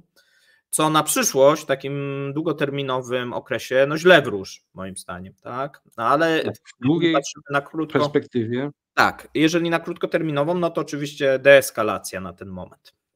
Dobrze, bo my zeszliśmy z tej Rosji, a warto do nich wrócić, bo teraz bardzo ważny punkt. Rusal. Ty lubisz te tematy z metalami, słuchaj, jak przewidujesz, no bo mamy tak naprawdę dwie rzeczy. Wprowadzenie w tym momencie zakazu na metale, bo nie tylko mówimy o Rusalu, ale tutaj jak gdyby ten chyba problem jest największy, a zaraz powiemy dlaczego, czyli na nikiel, aluminium i miedź, tak? No i tutaj oczywiście bije to, no, szczególnie aluminium i nikiel bije w te największe firmy rosyjskie. No i druga rzecz, zapowiedzi tych, i to mówiliśmy w chińskim CEP-ie, zapowiedzi tutaj z Pittsburgha tego embarga na chińskie produkty aluminiowe. no już widzieliśmy, że tutaj dosyć pozytywnie przez Alcoa zostało to odebrane. Widzimy też, że no wkraczamy jednak w tą kampanię wyborczą. Tutaj Biden wchodzi trochę w te buty Trumpa. Moim zdaniem nie ma wyboru i akurat dobry ruch. Natomiast nieprzypadkowa kolejność, no bo zobacz, najpierw mówimy, że my tego aluminium nie weźmiemy, a potem mówimy, ale chińskich produktów też nie weźmiemy z tego aluminium rosyjskiego, a więc Rosjanie macie 90% na magazynach, bo wiemy tego aluminium, macie plany, żeby zamknąć 30% waszych zakładów, no to wam podkręcimy, bo będziecie mieli większy problem, a ponieważ to nie jest ropa naftowa ani paliwa i nikt nie będzie od razu za tym płakał, że jakieś produkty, wiesz, z aluminium będą droższe, a wręcz przeciwnie, tutaj pomożemy naszym firmom, tak, tutaj mówię właśnie o Alcoa, tak, czy innych, bo tam też mamy jak gdyby przetwórstwo tego niklu i miedzi, no i co? No i można powiedzieć, Rosjanie w bardzo ciężkiej sytuacji, zmuszeni Deripaska, czy tam ludzie od niego, zmuszeni do błagania o pomoc Putina i rząd. No zobaczymy, jaka pomoc pójdzie, bo tu się mówi, że oni by chcieli, żeby te magazyny, które mają, żeby odkupić to aluminium za ceny z 2021 roku, no to już jest tak, i ten eksport, który nie mają co zrobić, żeby też odkupił rząd, czyli takie zakupy rządowe, tak, które miałyby ochronić firmę no, przed może nie totalnym bankructwem, no, ale bardzo poważnymi tarapatami. Czyli takie budowanie rosyjskiej rezerwy strategicznej metali strategicznych. Tak. No to by mogło odbudować im te rezerwy, które zostały zamrożone, kapitały na zachodzie teoretycznie, no ale to tak nie idzie, bo to, że jeszcze nie mają gdzie tego magazynować, to tam już wiesz. Właśnie, nie mają tego gdzie magazynować, a miedź więc będzie pod chmurką czy w jakichś halach, wiesz, gdzie to się nie nadaje, nie? Nikiel też, to jeszcze najlepiej by sobie z tym radziło aluminium. No ale słuchajcie, weźcie pod uwagę takie coś. Wszystkie magazyny giełdy londyńskie odmawiają w tym momencie, mają nakaz. Nie mogą przyjmować. Odmawiania przyjmowania. Nie mogą. Tak, mówię, mają nakaz odmowy przyjmowania. Coś, co tam jeszcze było, w tym momencie za psie pieniądze może być sprzedane. I jeżeli tak, jeszcze musi tam, jest tam okres, musi zostać wyrzucone. Tak. Mają jakieś tam papiery, więc będzie sprzedawane poniżej rynku zdecydowanie, więc już nastąpi lekki spadek Znaczy kursu. Wiesz, na początku poszedł wzrost, tak, no bo to na początku. Wiadomo, emocjonalnie rynek potem się oczywiście skorekciło, natomiast tak. Ale ważna rzecz, giełda w tym momencie nowojorska też absolutnie tego nie ruszy. Nie może. A londyńska była tą najważniejszą, London Metal Stock Exchange. I no, oczywiście giełdy azjatyckie są i jest Szanghaj, który zawsze był tą gorszą giełdą na metale, no ale jednak jest. Więc jeżeli wszystko zostanie skierowane na giełdę w Chinach, to może dojść do trwałego, to niestety już dla wszystkich bym powiedział w długim terminie, trwałego przeniesienia punktu ciężkości obrotu metalami, przynajmniej częścią metali, właśnie na Azję. Co się odbije oczywiście na przetwórcach tych metali europejskich, no bo koszty pojawią się być może trochę wyższe, bo to nie oznacza oczywiście, że fizycznie każda tona wyląduje w Szanghaju, tylko że będzie kontrolowana przez giełdę szanghajską w zależności od tego, w jakim miejscu na świecie przypisanym do jakiego magazynu giełdowego jest. No ale masz te cła, tak, na te chińskie, czyli wiesz, właśnie ten wpływ, żeby oni sobie to przekierowali, od razu jak gdyby dajesz taki sygnał na rynek, że jak będzie dużo, to się zadławicie w Chinach tym aluminium. No i z jednej strony fajnie będziemy mieli tanie aluminium, no ale Stany nie wezmą od nas, Europa może za moment też, no i mamy problem. A Europa bierze mniej aluminium, bo mniej się wytwarza silników spalinowych. A to był no dlatego ceny spadły, wiesz, bo to też jeszcze trzeba brać pod uwagę, bo to wszystko byłoby tak jak mówisz, jeżeli ceny byłyby wyższe, a teraz mamy, zobacz, zrobiono to w momencie, kiedy te ceny no, wróciły sprzed tego COVID-a, tak, i ta zwyżka, ta pokowidowa, bo mieliśmy to ożywienie i to aluminium przecież poszło w górę tam na koniec tego po covidzie, nie? Natomiast no teraz te ceny są niższe i teraz paradoksalnie może być właśnie taka sytuacja, że Rosjanie będą musieli dawać ceny dumpingowe, no bo Chińczycy, tak jak powiedziałeś, oni wezmą i ta giełda w Szanghaju jak najbardziej będzie istotna, tylko za jaką cenę? No na pewno nie za tą cenę, wiesz, normalną, tylko będą, wiesz, tam chcieli odpowiednich Ale co jest najważniejsze? No. Wzrosły stałe koszty przetwórcze aluminium, bo wzrosły ceny energii. Tymczasem, skoro cena aluminium jako produktu giełdowego jest na poziomie niższym, to marże wszystkim stopniały. A one były zawsze to na Rusalu widać. Niższe. Tak. Bo powiedzieli, że 30% mają w deficycie, tak? I muszą zamknąć 30% mocy przetwórczych i zakładów, bo to jeszcze się tam nie przekłada, że tyle samo zakładów, ze względu na to, że jadą na ujemnej marży. Teraz zobacz, jeżeli oni mają 30%, jeżeli rząd im nie pomoże, to co, pójdą do Chińczyków, Chińczycy powiedzą tak, 20% jeszcze od tego, co wam się nie opłacało, nie? No to... Oczywiście, ale jest pytanie dla mnie jeszcze jedno ważne. Kogo nie poruszono w tym komunikacie mówiącym o wtórnych sankcjach? Bardzo poważnego producenta aluminium, jakim są Indie, bo tam też produkuje się dużo aluminium pierwotnego. Ale wiesz, dwie największe firmy to chińskie, tak? Trzecia amerykańska, tak? Czwarta rosyjska, Rusal właśnie, nie?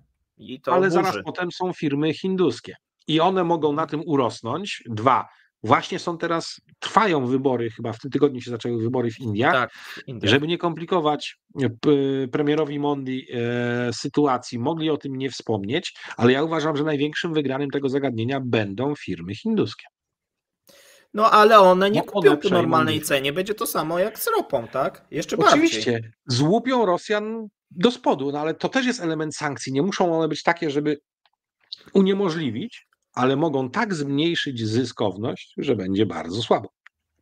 No.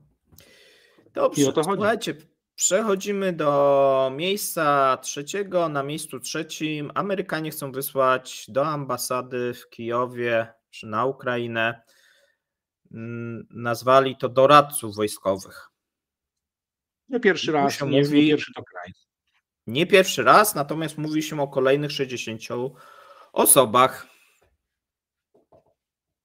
Co im zabroni? Jakie są wielkie liczebności rosyjskich ambasad w wielu miejscach, nieadekwatne do realnych potrzeb?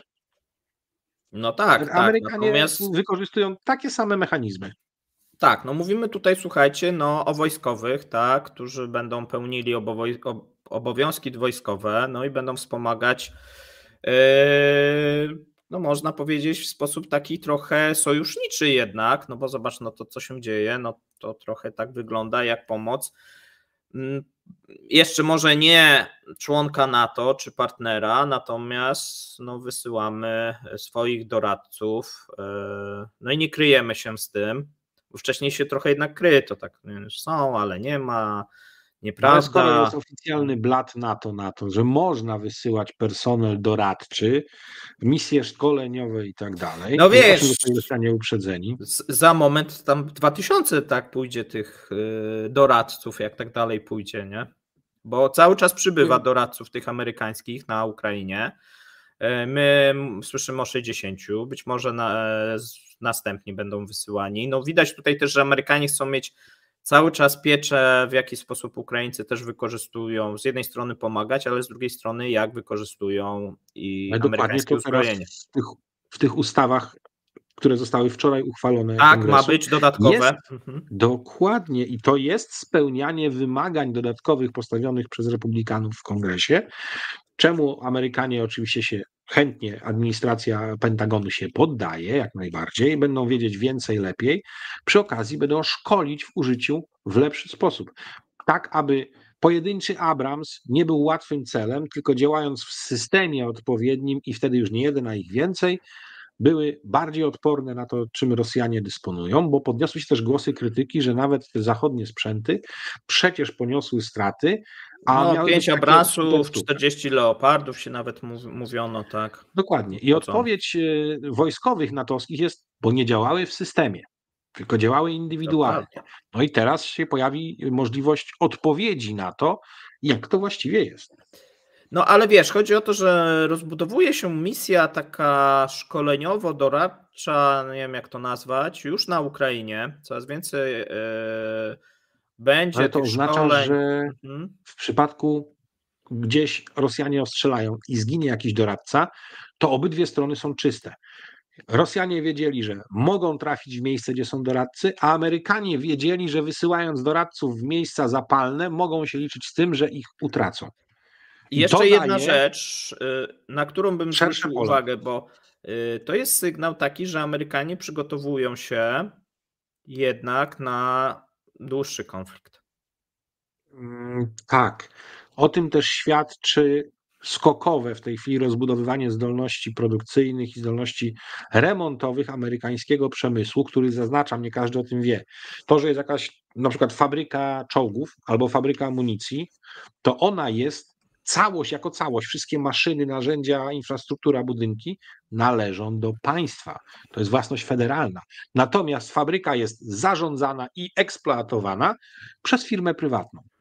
I w tym momencie Amerykanie kolejne tego typu lokalizacje zaczynają uruchamiać. Nawet te, które były w rezerwie, bo były uśpione, takie rzeczy też były, oni to teraz aktywują, więc jako państwo, nie jako firmy, tylko oni jako państwo zwiększają swoje zdolności, bo wiedzą, że muszą odtworzyć w bardzo dużym stopniu i całkiem szybko różnego rodzaju zapasy i zasoby.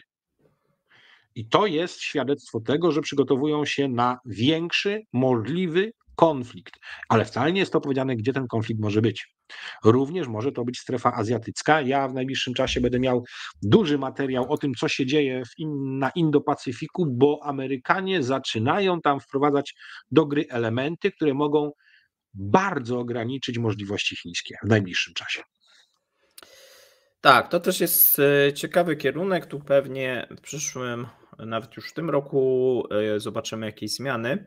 Natomiast przejdziemy sobie teraz do miejsca drugiego. Na miejscu drugim pomoc amerykańska ogłoszona wczoraj w Kongresie ratunkiem dla Ukrainy, wyzwaniem dla Rosji. No i jak to wpłynie na letnią planowaną rosyjską ofensywę?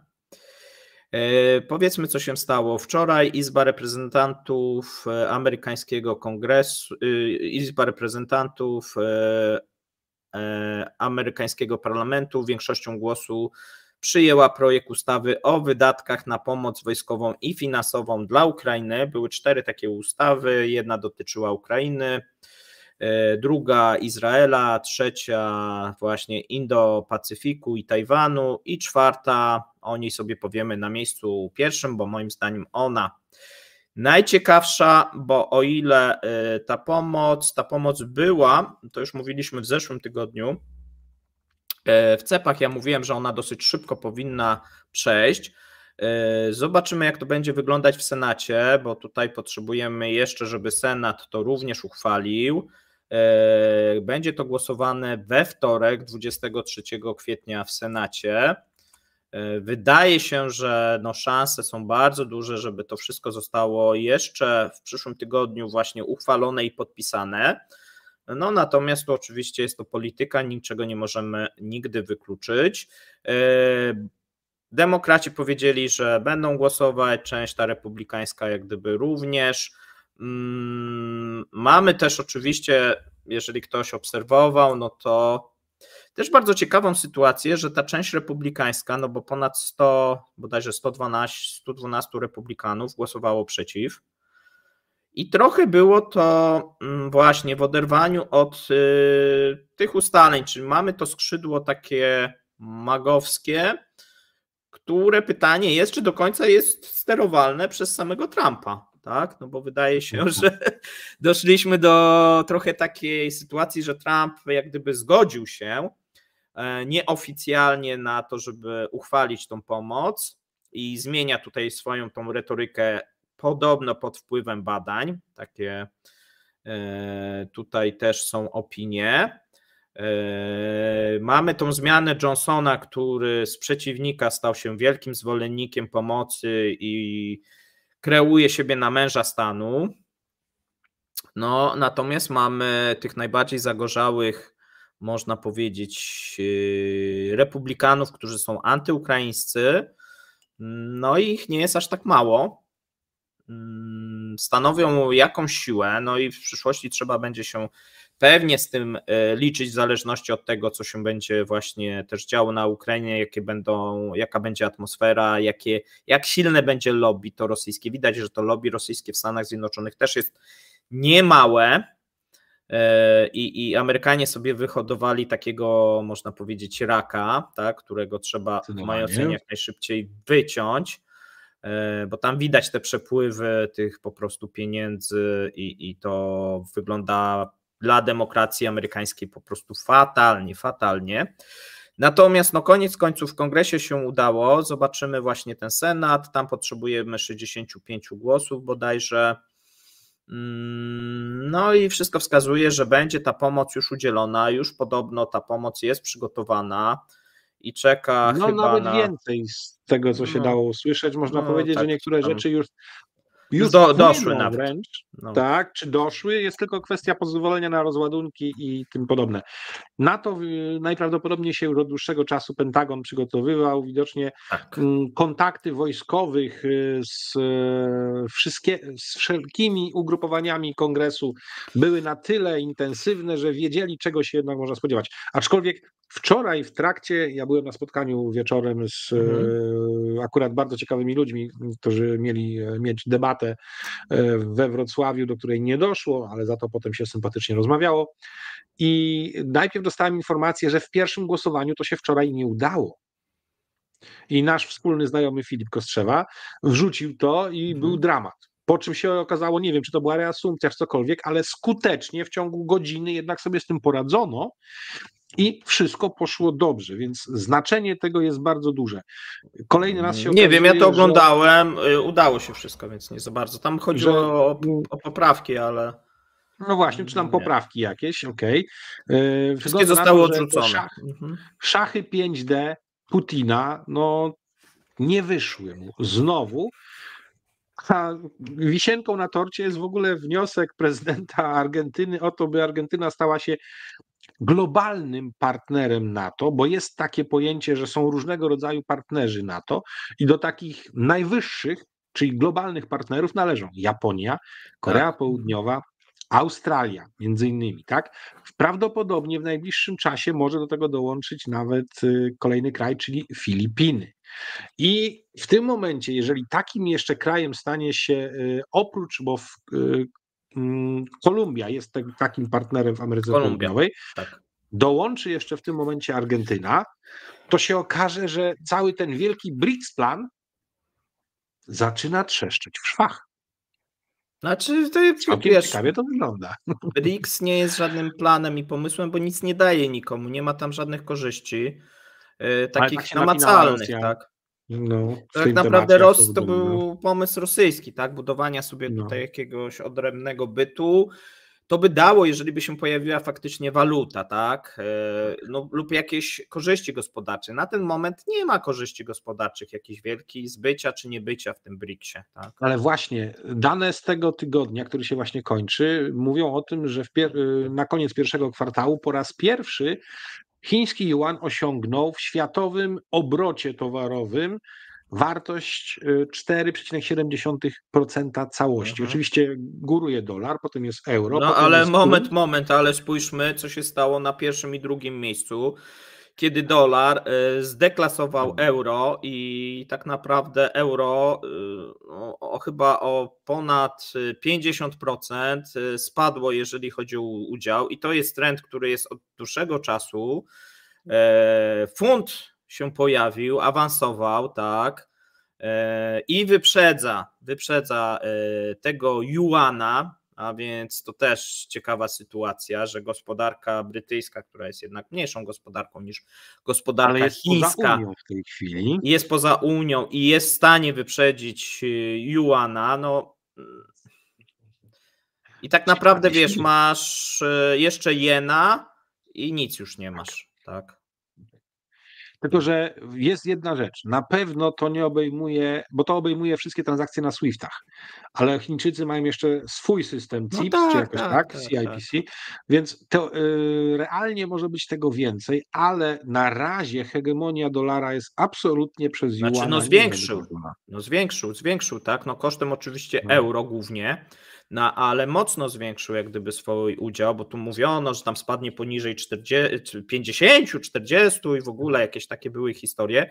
No ostatnie czasy pokazują, że oczywiście może kiedyś spadnie, natomiast na dzień dzisiejszy i może kiedyś juan, a może kiedyś rupia, a może kiedyś, nie wiem, jeszcze jakaś inna waluta, tak, nie wiem, którym Ale na to przykład możemy... BRICS są, ale może, tak, a może będzie Polska życia. czwartą gospodarką świata, tak, no to tak sobie możemy Nie, no na razie gadać, według danych Polskiego Instytutu Ekonomicznego mamy duże szanse na stanie się na 20. członkiem G20, tak? No tak. W ciągu kilku Wszystko lat. wskazuje, że to raczej nastąpi. Mamy osiągnąć przed 2030 rokiem, między 2028 a 30, powinniśmy osiągnąć PKB o wartości $1 billiona. Jesteśmy obecnie na poziomie około 700 miliardów. Złośliwi mówią, że rosyjskie po zakończeniu konfliktu się wyrówna z polskim, ale złośliwi, wiadomo. Tak, słuchajcie, tak, no i to miejsce drugie, no myślę, że ważne. Jaka była reakcja w Rosji, bo to też jest ciekawe. Reakcja była, że Rosjanie się tego spodziewali, w mojej ocenie, przynajmniej tutaj ta oficjalna, i przyjęto taką linię we wszystkich gazetach, czyli ona poszła z Kremla, wypowiedź Pieskowa, oparta na wypowiedzi Pieskowa, że Zachód szkodzi tym Ukrainie, tak? I nie chce pokoju.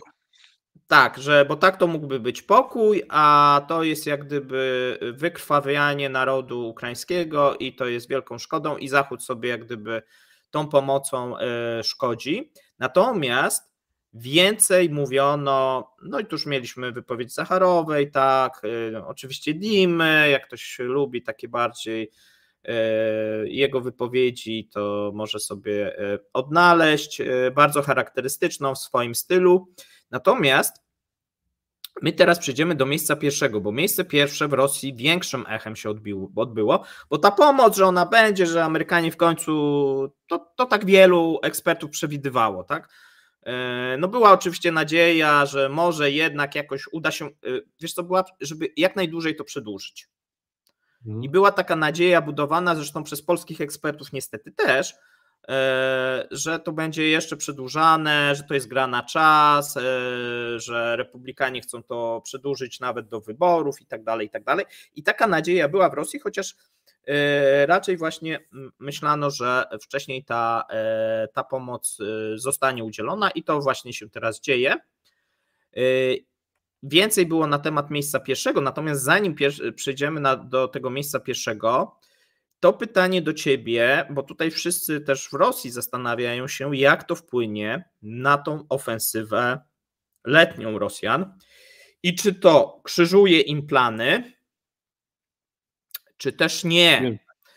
Bo o co chodzi? No ta pomoc nie nastąpi tak, że, znaczy ona w miarę szybko powinna nastąpić, natomiast no to nie będzie błyskawiczna, że powiedzmy przykładowo w czwartek już pociski zostaną dostarczone tak na linię frontu i tak dalej. Zresztą nawet jeżeli się ona będzie odbywać, to się będzie odbywać w partiach, no bo wiadomo, tak, nie można wszystkiego jednokrotnie przekazać, no to już kwestie są takie typowo logistyczne.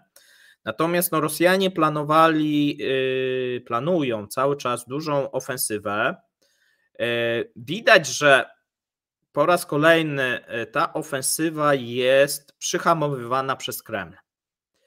Ja o tym mówiłem. O co chodzi?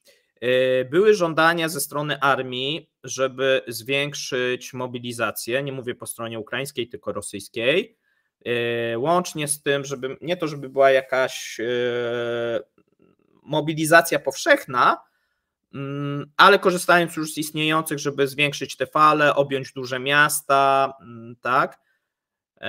Tutaj Szojgu, Miedwiediew chwalili się, że oni zmobilizowali 100 000, wojskowie mówili, że to jest za mało, mówię o 2024, tak, że jest za mało, że tam jest potrzebne 500, 600 tysięcy, oczywiście pytanie, w co to wyposażyć i tak dalej, i tak dalej.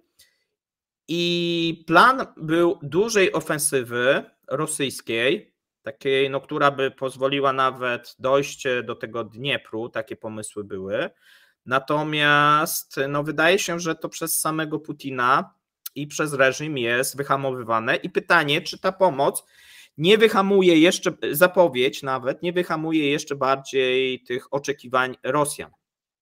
Jak ty do tego podchodzisz? To hamowanie z przyczyn typowo wojskowych dla mnie jest, a nie przyczyn politycznych. Bo przy tym wszystkim, jak oni zwiększają swoje zasoby, a jednocześnie przy tym poziomie strat, jaki non-stop każdego dnia notują w skali miesiąca, to jest tyle, to ten jak gdyby przyrost netto liczebności armii rosyjskiej nie jest już taki imponujący. To jest raz. Sprzętowo absolutnie też tego nie nadganiają i różne przymiarki celem przestraszenia, również przez polskich osintowców, ile tutaj produkcji jest, bo co chwilę nawet słyszałem 150 czołgów miesięcznie, to jest absolutnie nierealistyczne, totalnie nierealistyczne, żeby było jasne. Nie da się tego tak zrobić. Część sprzętu rzeczywiście była kierowana do tych Dobrze, a ja się zapytam, 150, ale tu tak też wybieramy. A ile samolotów Rosjanie wyprodukowali? Stracili od 100 do 300. Ile samolotów? Jakoś nikt o tym nie mówi, tak? Co? Wyprodukowali w ciągu roku około 10 sztuk samolotów Su-35. Wszystkich samolotów Su-57, które są w miarę operacyjne, ale mają niedocelowe silniki i tym podobne rzeczy, ciągle podlegają badaniom, jest 10. Przyrost ilości samolotów nowo produkowanych jest niewielki, a to, co w tej chwili Iran się chwali, że zakupił 24 sztuki samolotów Su-35, które były pierwotnie wyprodukowane dla Egiptu, który w związku z sankcjami ich nie odebrał. To 8 sztuk Iran dostanie. Kiedy pozostałe 16? A któż to wie? I ta produkcja nowych, fabrycznie nowych samolotów, o której co jakiś czas mówią, że wysyłają kolejne samoloty do wojenno-kosmicznych sił, jest przerywana, nie jest tak naprawdę stała i ciągła, mają braki różnych rzeczy, nie do końca wiemy jakich.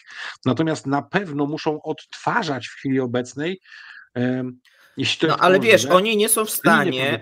Tak, o co mi chodzi? To jest przykład, bo im bardziej jest zaawansowane, to tam widać, że nie są w stanie nawet uzupełniać strat, tak? No bo te samoloty, które kończą im się resursy, to właśnie mówiliśmy, no, są bardzo mocno eksploatowane, natomiast przemysł nie nadąża, żeby je remontować i nie nadąża, żeby produkować nowe.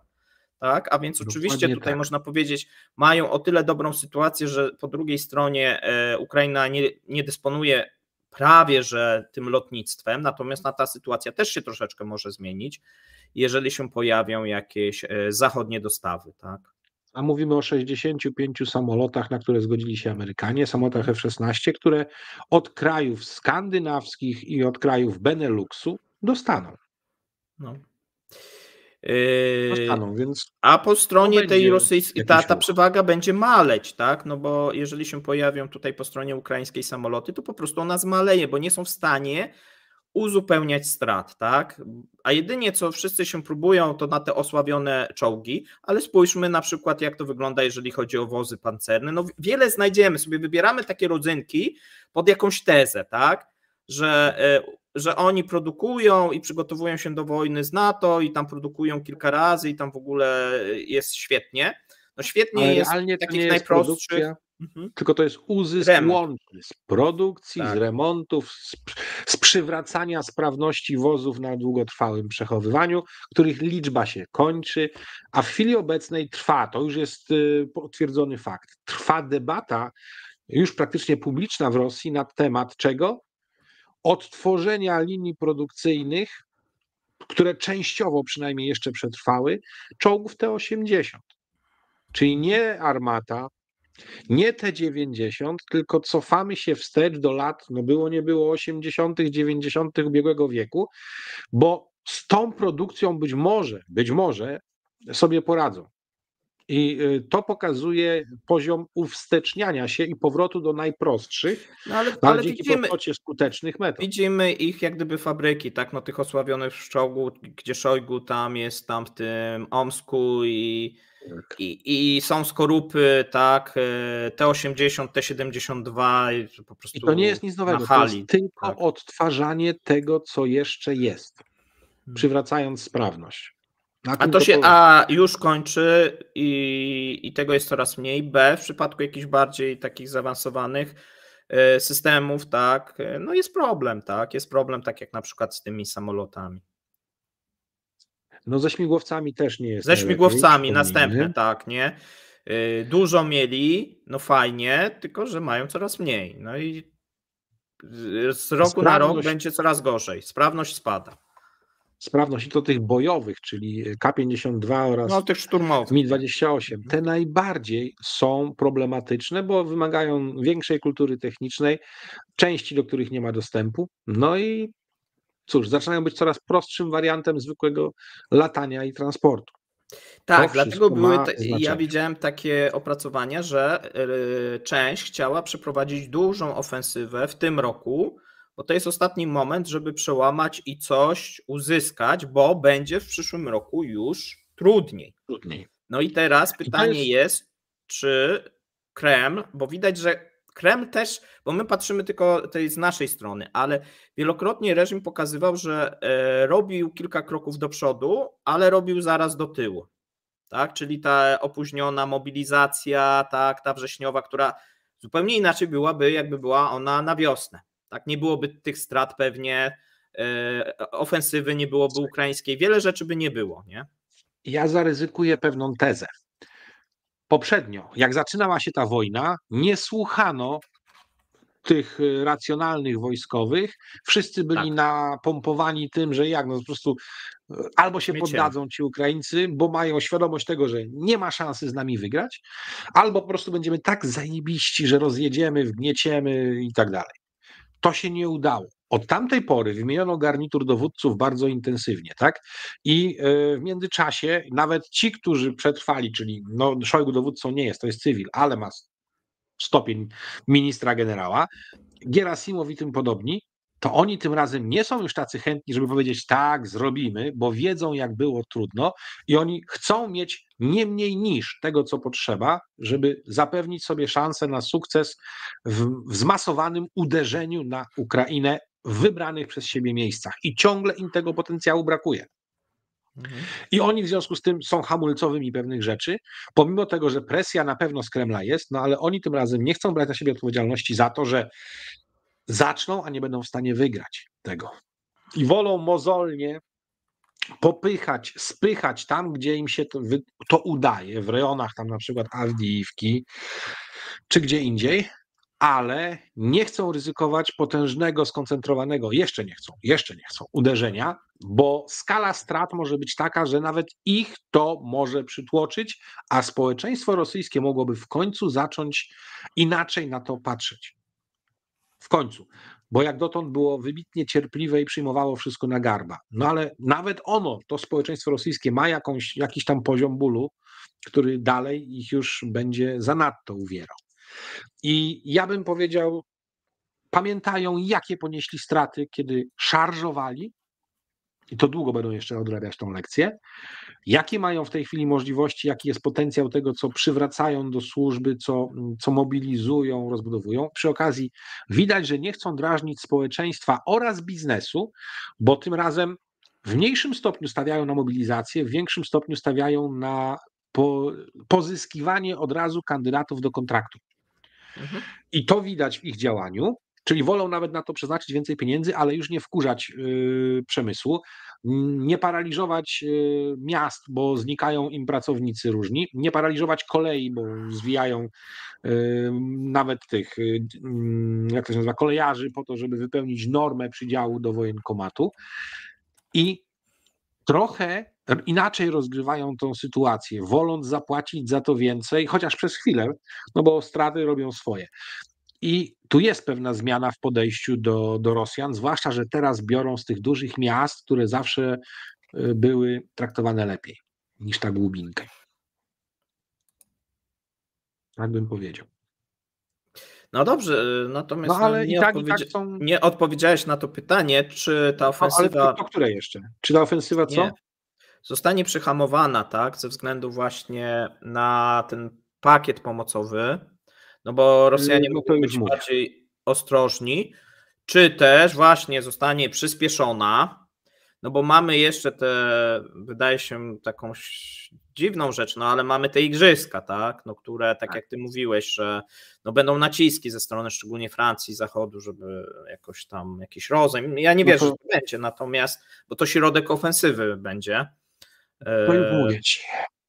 A więc co Rosjanie zrobią, bo wiesz, w tym momencie mamy kwiecień, no to jeszcze nic nie zrobią, maj, no to jeszcze nie, ale od połowy maja już będą takie warunki, że można coś zacząć organizować. Warunki warunkami, ale odpowiednia ilość Mówimy sił, o pogodzie, środków. tak? No bo tak, to tylko jest teraz pogoda. nic nie można, bo jest pogoda nie sprzyja. Jeszcze. Co najmniej najwcześniej połowa maja, ale te 2 lata ostatnie to nie są standardowe przykłady typowych przebiegów zachowań pogody, jak to było na przestrzeni dłuższego czasu. To jest trochę anomalium, jeśli chodzi o pogodę, to zauważyły wszystkie strony. Po drugie, Budanow mówi, że maj, czerwiec Rosjanie będą gotowi do tej ofensywy. Ja oceniałem, że raczej koniec czerwca, początek lipca. Tu wchodzimy już w ten zakres blisko 16 lipca mają się zacząć igrzyska, ale no dotychczas Rosjanie, jeżeli cokolwiek robili, to zawsze robili jednak tuż po, tak? 22 lutego. No ale to były, wiesz, w Soczi zimowy, czy w Pekinie, tak, no to wiesz. W Pekinie. Tutaj mogą nie mieć właśnie tego skrupułu, to jest raz, dwa. Czas na zaciągnięcie tych środków wsparcia od Amerykanów w tym momencie. Kto powiedział, że do Europy cały czas nie płynęły zapasy i nie były odbudowywane zasoby stoków w magazynach amerykańskich w Europie? Więc w skali do miesiąca czasu dużo z tego, co jest potrzebne, może trafić na Ukrainę. Czyli przed rozpoczęciem, rozpoczęciem. Ja uważam, że przed czerwcem zostaną na tyle odbudowane zdolności defensywne Ukrainy przy trwającej non-stop rozbudowie pozycji obronnych. Tam na to przeznaczono w ciągu w pierwszym kwartale tego roku poszło $60 milionów jako równowartość kwoty w rozbudowę pozycji obronnych ukraińskich. I robią to naprawdę coraz poważniej, coraz też szybciej. Jaki będzie efekt tych wszystkich umocnień, zobaczymy, i ile tych budują linii tych umocnień, to też zobaczymy. Natomiast nie bez powodu Ławrow zasygnalizował w tym tygodniu, że są gotowi rozmawiać na przykład o rezygnacji z zaanektowanych terytoriów, nad którymi obecnie nie mają kontroli. Widzę Cherson. Bo obwód chersoński jest tylko w części kontrolowany przez Rosjan. Tylko w części jest skontrolowany Zaporoże. Nawet nie cały przecież obwód doniecki jest kontrolowany. No a wiesz, Zaporoże jest kluczowe, bo jest korytarz, to wiesz to. Właśnie. I pojawiają się takie hasła, że nawet Chersoń ten kawałek jest kluczowy, bo ten Krym, tak. No. Więc tu jest wiele czynników i ja uważam, że w skali miesiąca dostaną tyle sprzętu, który znają, to jest ważne, sprzętu i amunicji, które znają Ukraińcy, że to może im pozwolić na bycie dobrze przygotowanym no do właśnie przyjęcia. O tym mówię, czy wiesz, no bo trochę inaczej mogliby atakować Rosjanie, kiedy nie byłoby tej pomocy, a teraz jeżeli będzie pomoc, lepsze morale też, no bo pamiętajmy, tylko patrzymy na ale też morale się poprawi się ukraińskie, że ta pomoc będzie słana, że za nami ktoś stoi, że nie zostaliśmy zdradzeni i tak dalej, no bo takie też głosy przecież były. Takie teksty. Przez Rosjan zresztą też podsycane. I jest jeszcze jedna rzecz w tym wszystkim. Ukraińcy tak bardzo zwiększali swoje zdolności produkcji dronów, tych FPV, najtańszych, najprostszych, ale skutecznie wykorzystywanych, że obecnie Tak, ta produkcja sięga już ze wszystkim, nawet 120 000 w skali miesiąca. Mhm. I oni nie zużywają tego na bieżąco. Cały czas znaczna pula z tego idzie Tak. na rezerwę, na poszczególne kierunki. Więc o ile tutaj to nie są rzeczy, które ładując w samolot, nie możesz ich szybko dostarczyć tutaj, no nie wiem, nawet na lotnisko w Jasiące i przewieźć do Ukrainy, bo te głowice do tego wszystkiego są niewielkie. I ten masowy towar już będzie startował, zakładam, że od poniedziałku, wtorku w dużych ilościach. I oni te drony doposażą w potrzebną amunicję, czy to przeciwpancerną, kumulacyjną, czy też po prostu odłamkową i będą w stanie działać. To, co ja wiem o ilościach, jakie zgłosili Ukraińcy, że potrzebują na powstrzymanie możliwej i prawdopodobnej ofensywy rosyjskiej, to oni będą w stanie to mieć w ciągu 4 miesięcy samodzielnie. Ale inne, bardziej ambitne drony, które cały czas napływają ze świata, łącznie czy to ze zbiórek różnego rodzaju, czy jako wsparcie poszczególnych krajów, które chętnie widzą testy tego typu uzbrojenia swojego, jest taka, że to się skróci. Więc suma. Nie zdążą wyprodukować tych dronów tyle, co by potrzebowali, gdyby byli sami, ale dostaną w trakcie bardzo duże wsparcie, jeśli chodzi o amunicję artyleryjską, sprzęt przeciwpancerny i ogólnie uzbrojenie różnego rodzaju. Samoloty wątpię w to, żeby zdążyły wejść, F-16 do skutecznego użycia na Ukrainie w tej połowie roku. Nie wierzę w to, absolutnie. No mówi Ale się lipiec, tak? no, Myślę, że realnie sierpień, lipiec, sierpień wejdą. lipiec, sierpień. Natomiast Sierpień suma bardziej. tych wszystkich wysiłków pozwoli im w ciągu powiedzmy 6 tygodni nabrać zdolności do zadania takiego poziomu strat atakującym masom rosyjskim, gdyby do takiego ataku doszło, że Rosjanie od nowa przeliczą wszystkie wskaźniki i będą się zastanawiali, czy już są w stanie, czy też nie. No właśnie, o tym mówię. Teraz będzie analiza potencjałów. Tak. Czy przypadkiem nie natniemy się na pięść, bo jak teraz to, że tak powiem, Rosjanie zepsują, no to tej szansy w przyszłym roku już mogą nie mieć po prostu. Znaczy w tym roku już wtedy nie będą mieli siły na to. No. A więc czy nie przekalkulują tego, no bo inaczej kalkulując, że nie ma tej pomocy i planowali, a czy przypadkiem nie będzie właśnie takie zachowawcze, chociaż oni lubią ryzykować, ale zachowawcze na zasadzie, a jednak zróbmy, ale tak, żeby coś wygrać, ale na małym ryzyku. Dlatego pojawia się to, że zajęcie Charkowa może być dla nich tym, co mogą sprzedać jako swój mega, super, hiper sukces. Tak, i to byłby sukces, tak, bo tutaj się, tak, na pewno. I to jest też jeden z elementów przemówienia Ławrowa. Więc patrząc na to, oni biorą pod uwagę te ryzyka, analizują potencjały, nie są wcale takimi optymistami. Tak, tylko że wiesz co, zajęcie Charkowa by ich wkręciło jeszcze w dłuższy konflikt. Tak, bo walki o sam Charków będą trwały długo. To, po pierwsze długo, ale po drugie nagle, wiesz, no musisz stworzyć narrację, że ta wschodnia Ukraina to jest rosyjska, no i nie możesz odpuścić następnych tych terenów, tak? No bo co, zdobędziesz tylko ten kawałek i Charków, no nie, będziesz chciał dalej iść, nie? No i wtedy się robi problem, bo oni ciągle działają na dwie ręce. Jedna ręka, Dima Miedwiediew co mówi? Historyczne rosyjskie ziemie również są na zachód od Dniepru. Cały czas mają możliwość mówienia, że idą w tą, tak? A Ławrow, jesteśmy w stanie, będąc gołębiami pokoju, ograniczyć nasze apetyty. Wystarczyłby nam wtedy Charków i zajęte terytoria. No ale to całe charkowskie musieli, to mówię, Ale grają na dwie. Zawsze mogą powiedzieć, że tamta ścieżka była niewłaściwa, nieadekwatna, ta jest lepsza.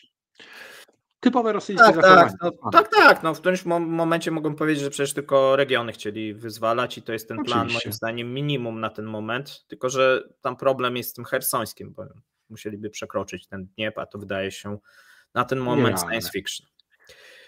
To co, przechodzimy już, słuchajcie, bo długo nam zeszło. Ostatni punkt, najbardziej o tym w Rosji mówiono, czyli zamrożone rosyjskie aktywa amerykańskie zostaną przekazane Ukrainie. Tak, zostało to przegłosowane za przyjęciem i to jest ciekawe. głosowało 360 kongresmenów i tutaj wszyscy republikanie głosowali za tym. Zobaczcie, o ile ta pomoc to budzi wątpliwości, to przejęcie rosyjskich aktywów nawet nawet ci ludzie z GOP-u głosowali za, tak, a więc no to też się nie spodobało oczywiście w Rosji. Jeżeli zostanie to uchwalone, no to oczywiście Rosjanie mówią, że to tam drobne kwoty, bo to tam 5-6 miliardów, a przecież Amerykanie u nas mają 100 miliardów, nie wiem skąd tą sumę sobie wymyślili, tych 100 miliardów, a w ogóle Europa ma 300 miliardów i w ogóle to strasznie stracą na tym. No natomiast powstanie wyłom, jeżeli Amerykanie to ogłoszą, wtedy bo w czerwcu prawdopodobnie Kanada dołączy, być może Japonia dołączy, bo tutaj też były rozmowy na ten temat.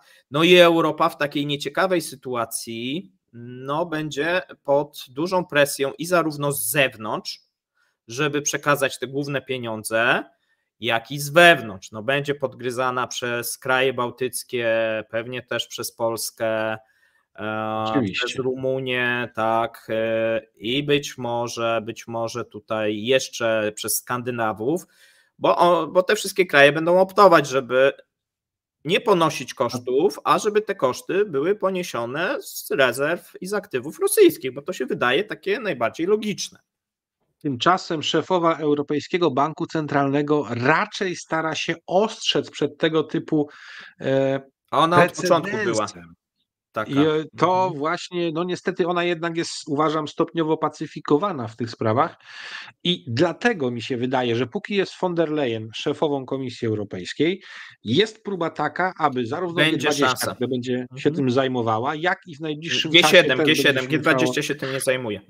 No to dobrze, G7 podejmą te decyzje i to spacyfikuje ten opór banków centralnych co niektórych i dojdzie do tego przed wyborami do Parlamentu Europejskiego, żeby tą sprawę załatwić. Dlatego czerwiec będzie bardzo ważnym. Tak, i to wbrew pozorom jest ważne przy tej rozgrywce europejskiej, dlatego że to wybija ogłoszenie tego. Tak, dlaczego republikanie głosowali za? No dlatego, że to było też, jak gdyby Trump podnosił, że przecież te pieniądze powinny być wykorzystane, żeby skoro Rosja nabroiła, no to zabierzmy ich pieniądze i dajmy Ukrainie. No i trudno jak gdyby się z taką logiką nie zgodzić, można mówić, prawnie coś tam, natomiast no, dla takiego zwykłego Amerykanina jest to świetny pomysł, tak? I dla wielu Europejczyków będzie też to świetny pomysł. Dlaczego my mamy płacić z własnych podatków, tak, na pomoc Ukrainie, skoro przecież można w tym momencie zabrać pieniądze te rosyjskie i przeznaczyć na to, nie? I to już jest kwestia jak gdyby odpowiednich prawników, jak skonstruować to, żeby to było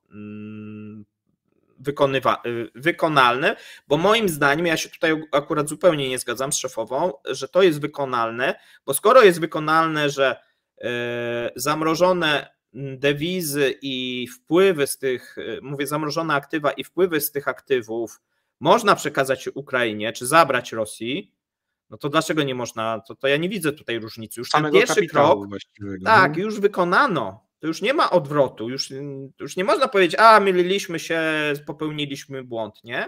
Już to zrobiono, zupełnie byłoby inaczej. Po pierwsze, zrobiono już 2 kroki do przodu, zamrożono to, no ale dobra, zamrożenie jeszcze można jakoś wytłumaczyć, że to się kiedyś Rosji odda, ale zabrano im wpływy.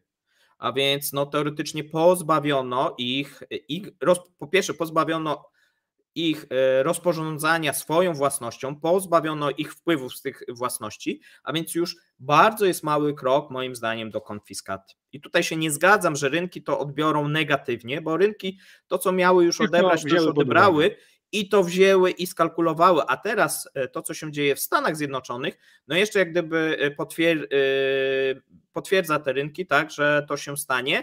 Czy tu widzieliśmy, nie wiem, jakąś panikę na rynku amerykańskich akcji, czy nie wiem, obligacji z tego, no nie będzie żadnej reakcji, tak, to są jakieś rosyjskie mity, tak, że nagle szejkowie stracą zaufanie i coś tam, nie? Ja przypomnę jeszcze, jak się tworzy prawo międzynarodowe. Są różne sposoby, między innymi metoda faktów dokonanych. Było kiedyś taki kazus w kwestiach właśnie polityki międzynarodowej, że padło hasło w publicznym miejscu z ust amerykańskiego dyplomaty. Jest powszechnie wiadomym, że tak, tak, tak i tak. I nikt tego przez jakiś czas nie podważył, tego zdania wypowiedzianego. W związku z czym na tej podstawie wprowadzono do obiegu, jak to tam się nazywa, konwencja o prawie traktatów, zapisy wynikające wprost z tego, co wtedy powiedział ten dany dyplomata, bo nikt temu nie zaprzeczył, a stało się to rzeczą powszechnie wiadomą. I można tworzyć precedensy w ten sposób, wprowadzając je do kodyfikacji prawa międzynarodowego umownego, publicznego i tak dalej. Da się. Więc w tym momencie, skoro to pewien ogół się pojawia, tak, w przestrzeni międzynarodowej, kierowany przez jednego z liderów światowych, czyli USA, dołącza do tego, załóżmy, Unia Europejska, nie przeszkadzają temu inne kraje członkowskie, w zdecydowanej większości, członkowskie na ONZ, da się to zrobić. I kto wtedy będzie miał do powiedzenia, że się z tym nie zgadza? No może sobie wtedy pisać, że Rosja zdanie odrębne, ale ogół zdecyduje, jak zdecyduje.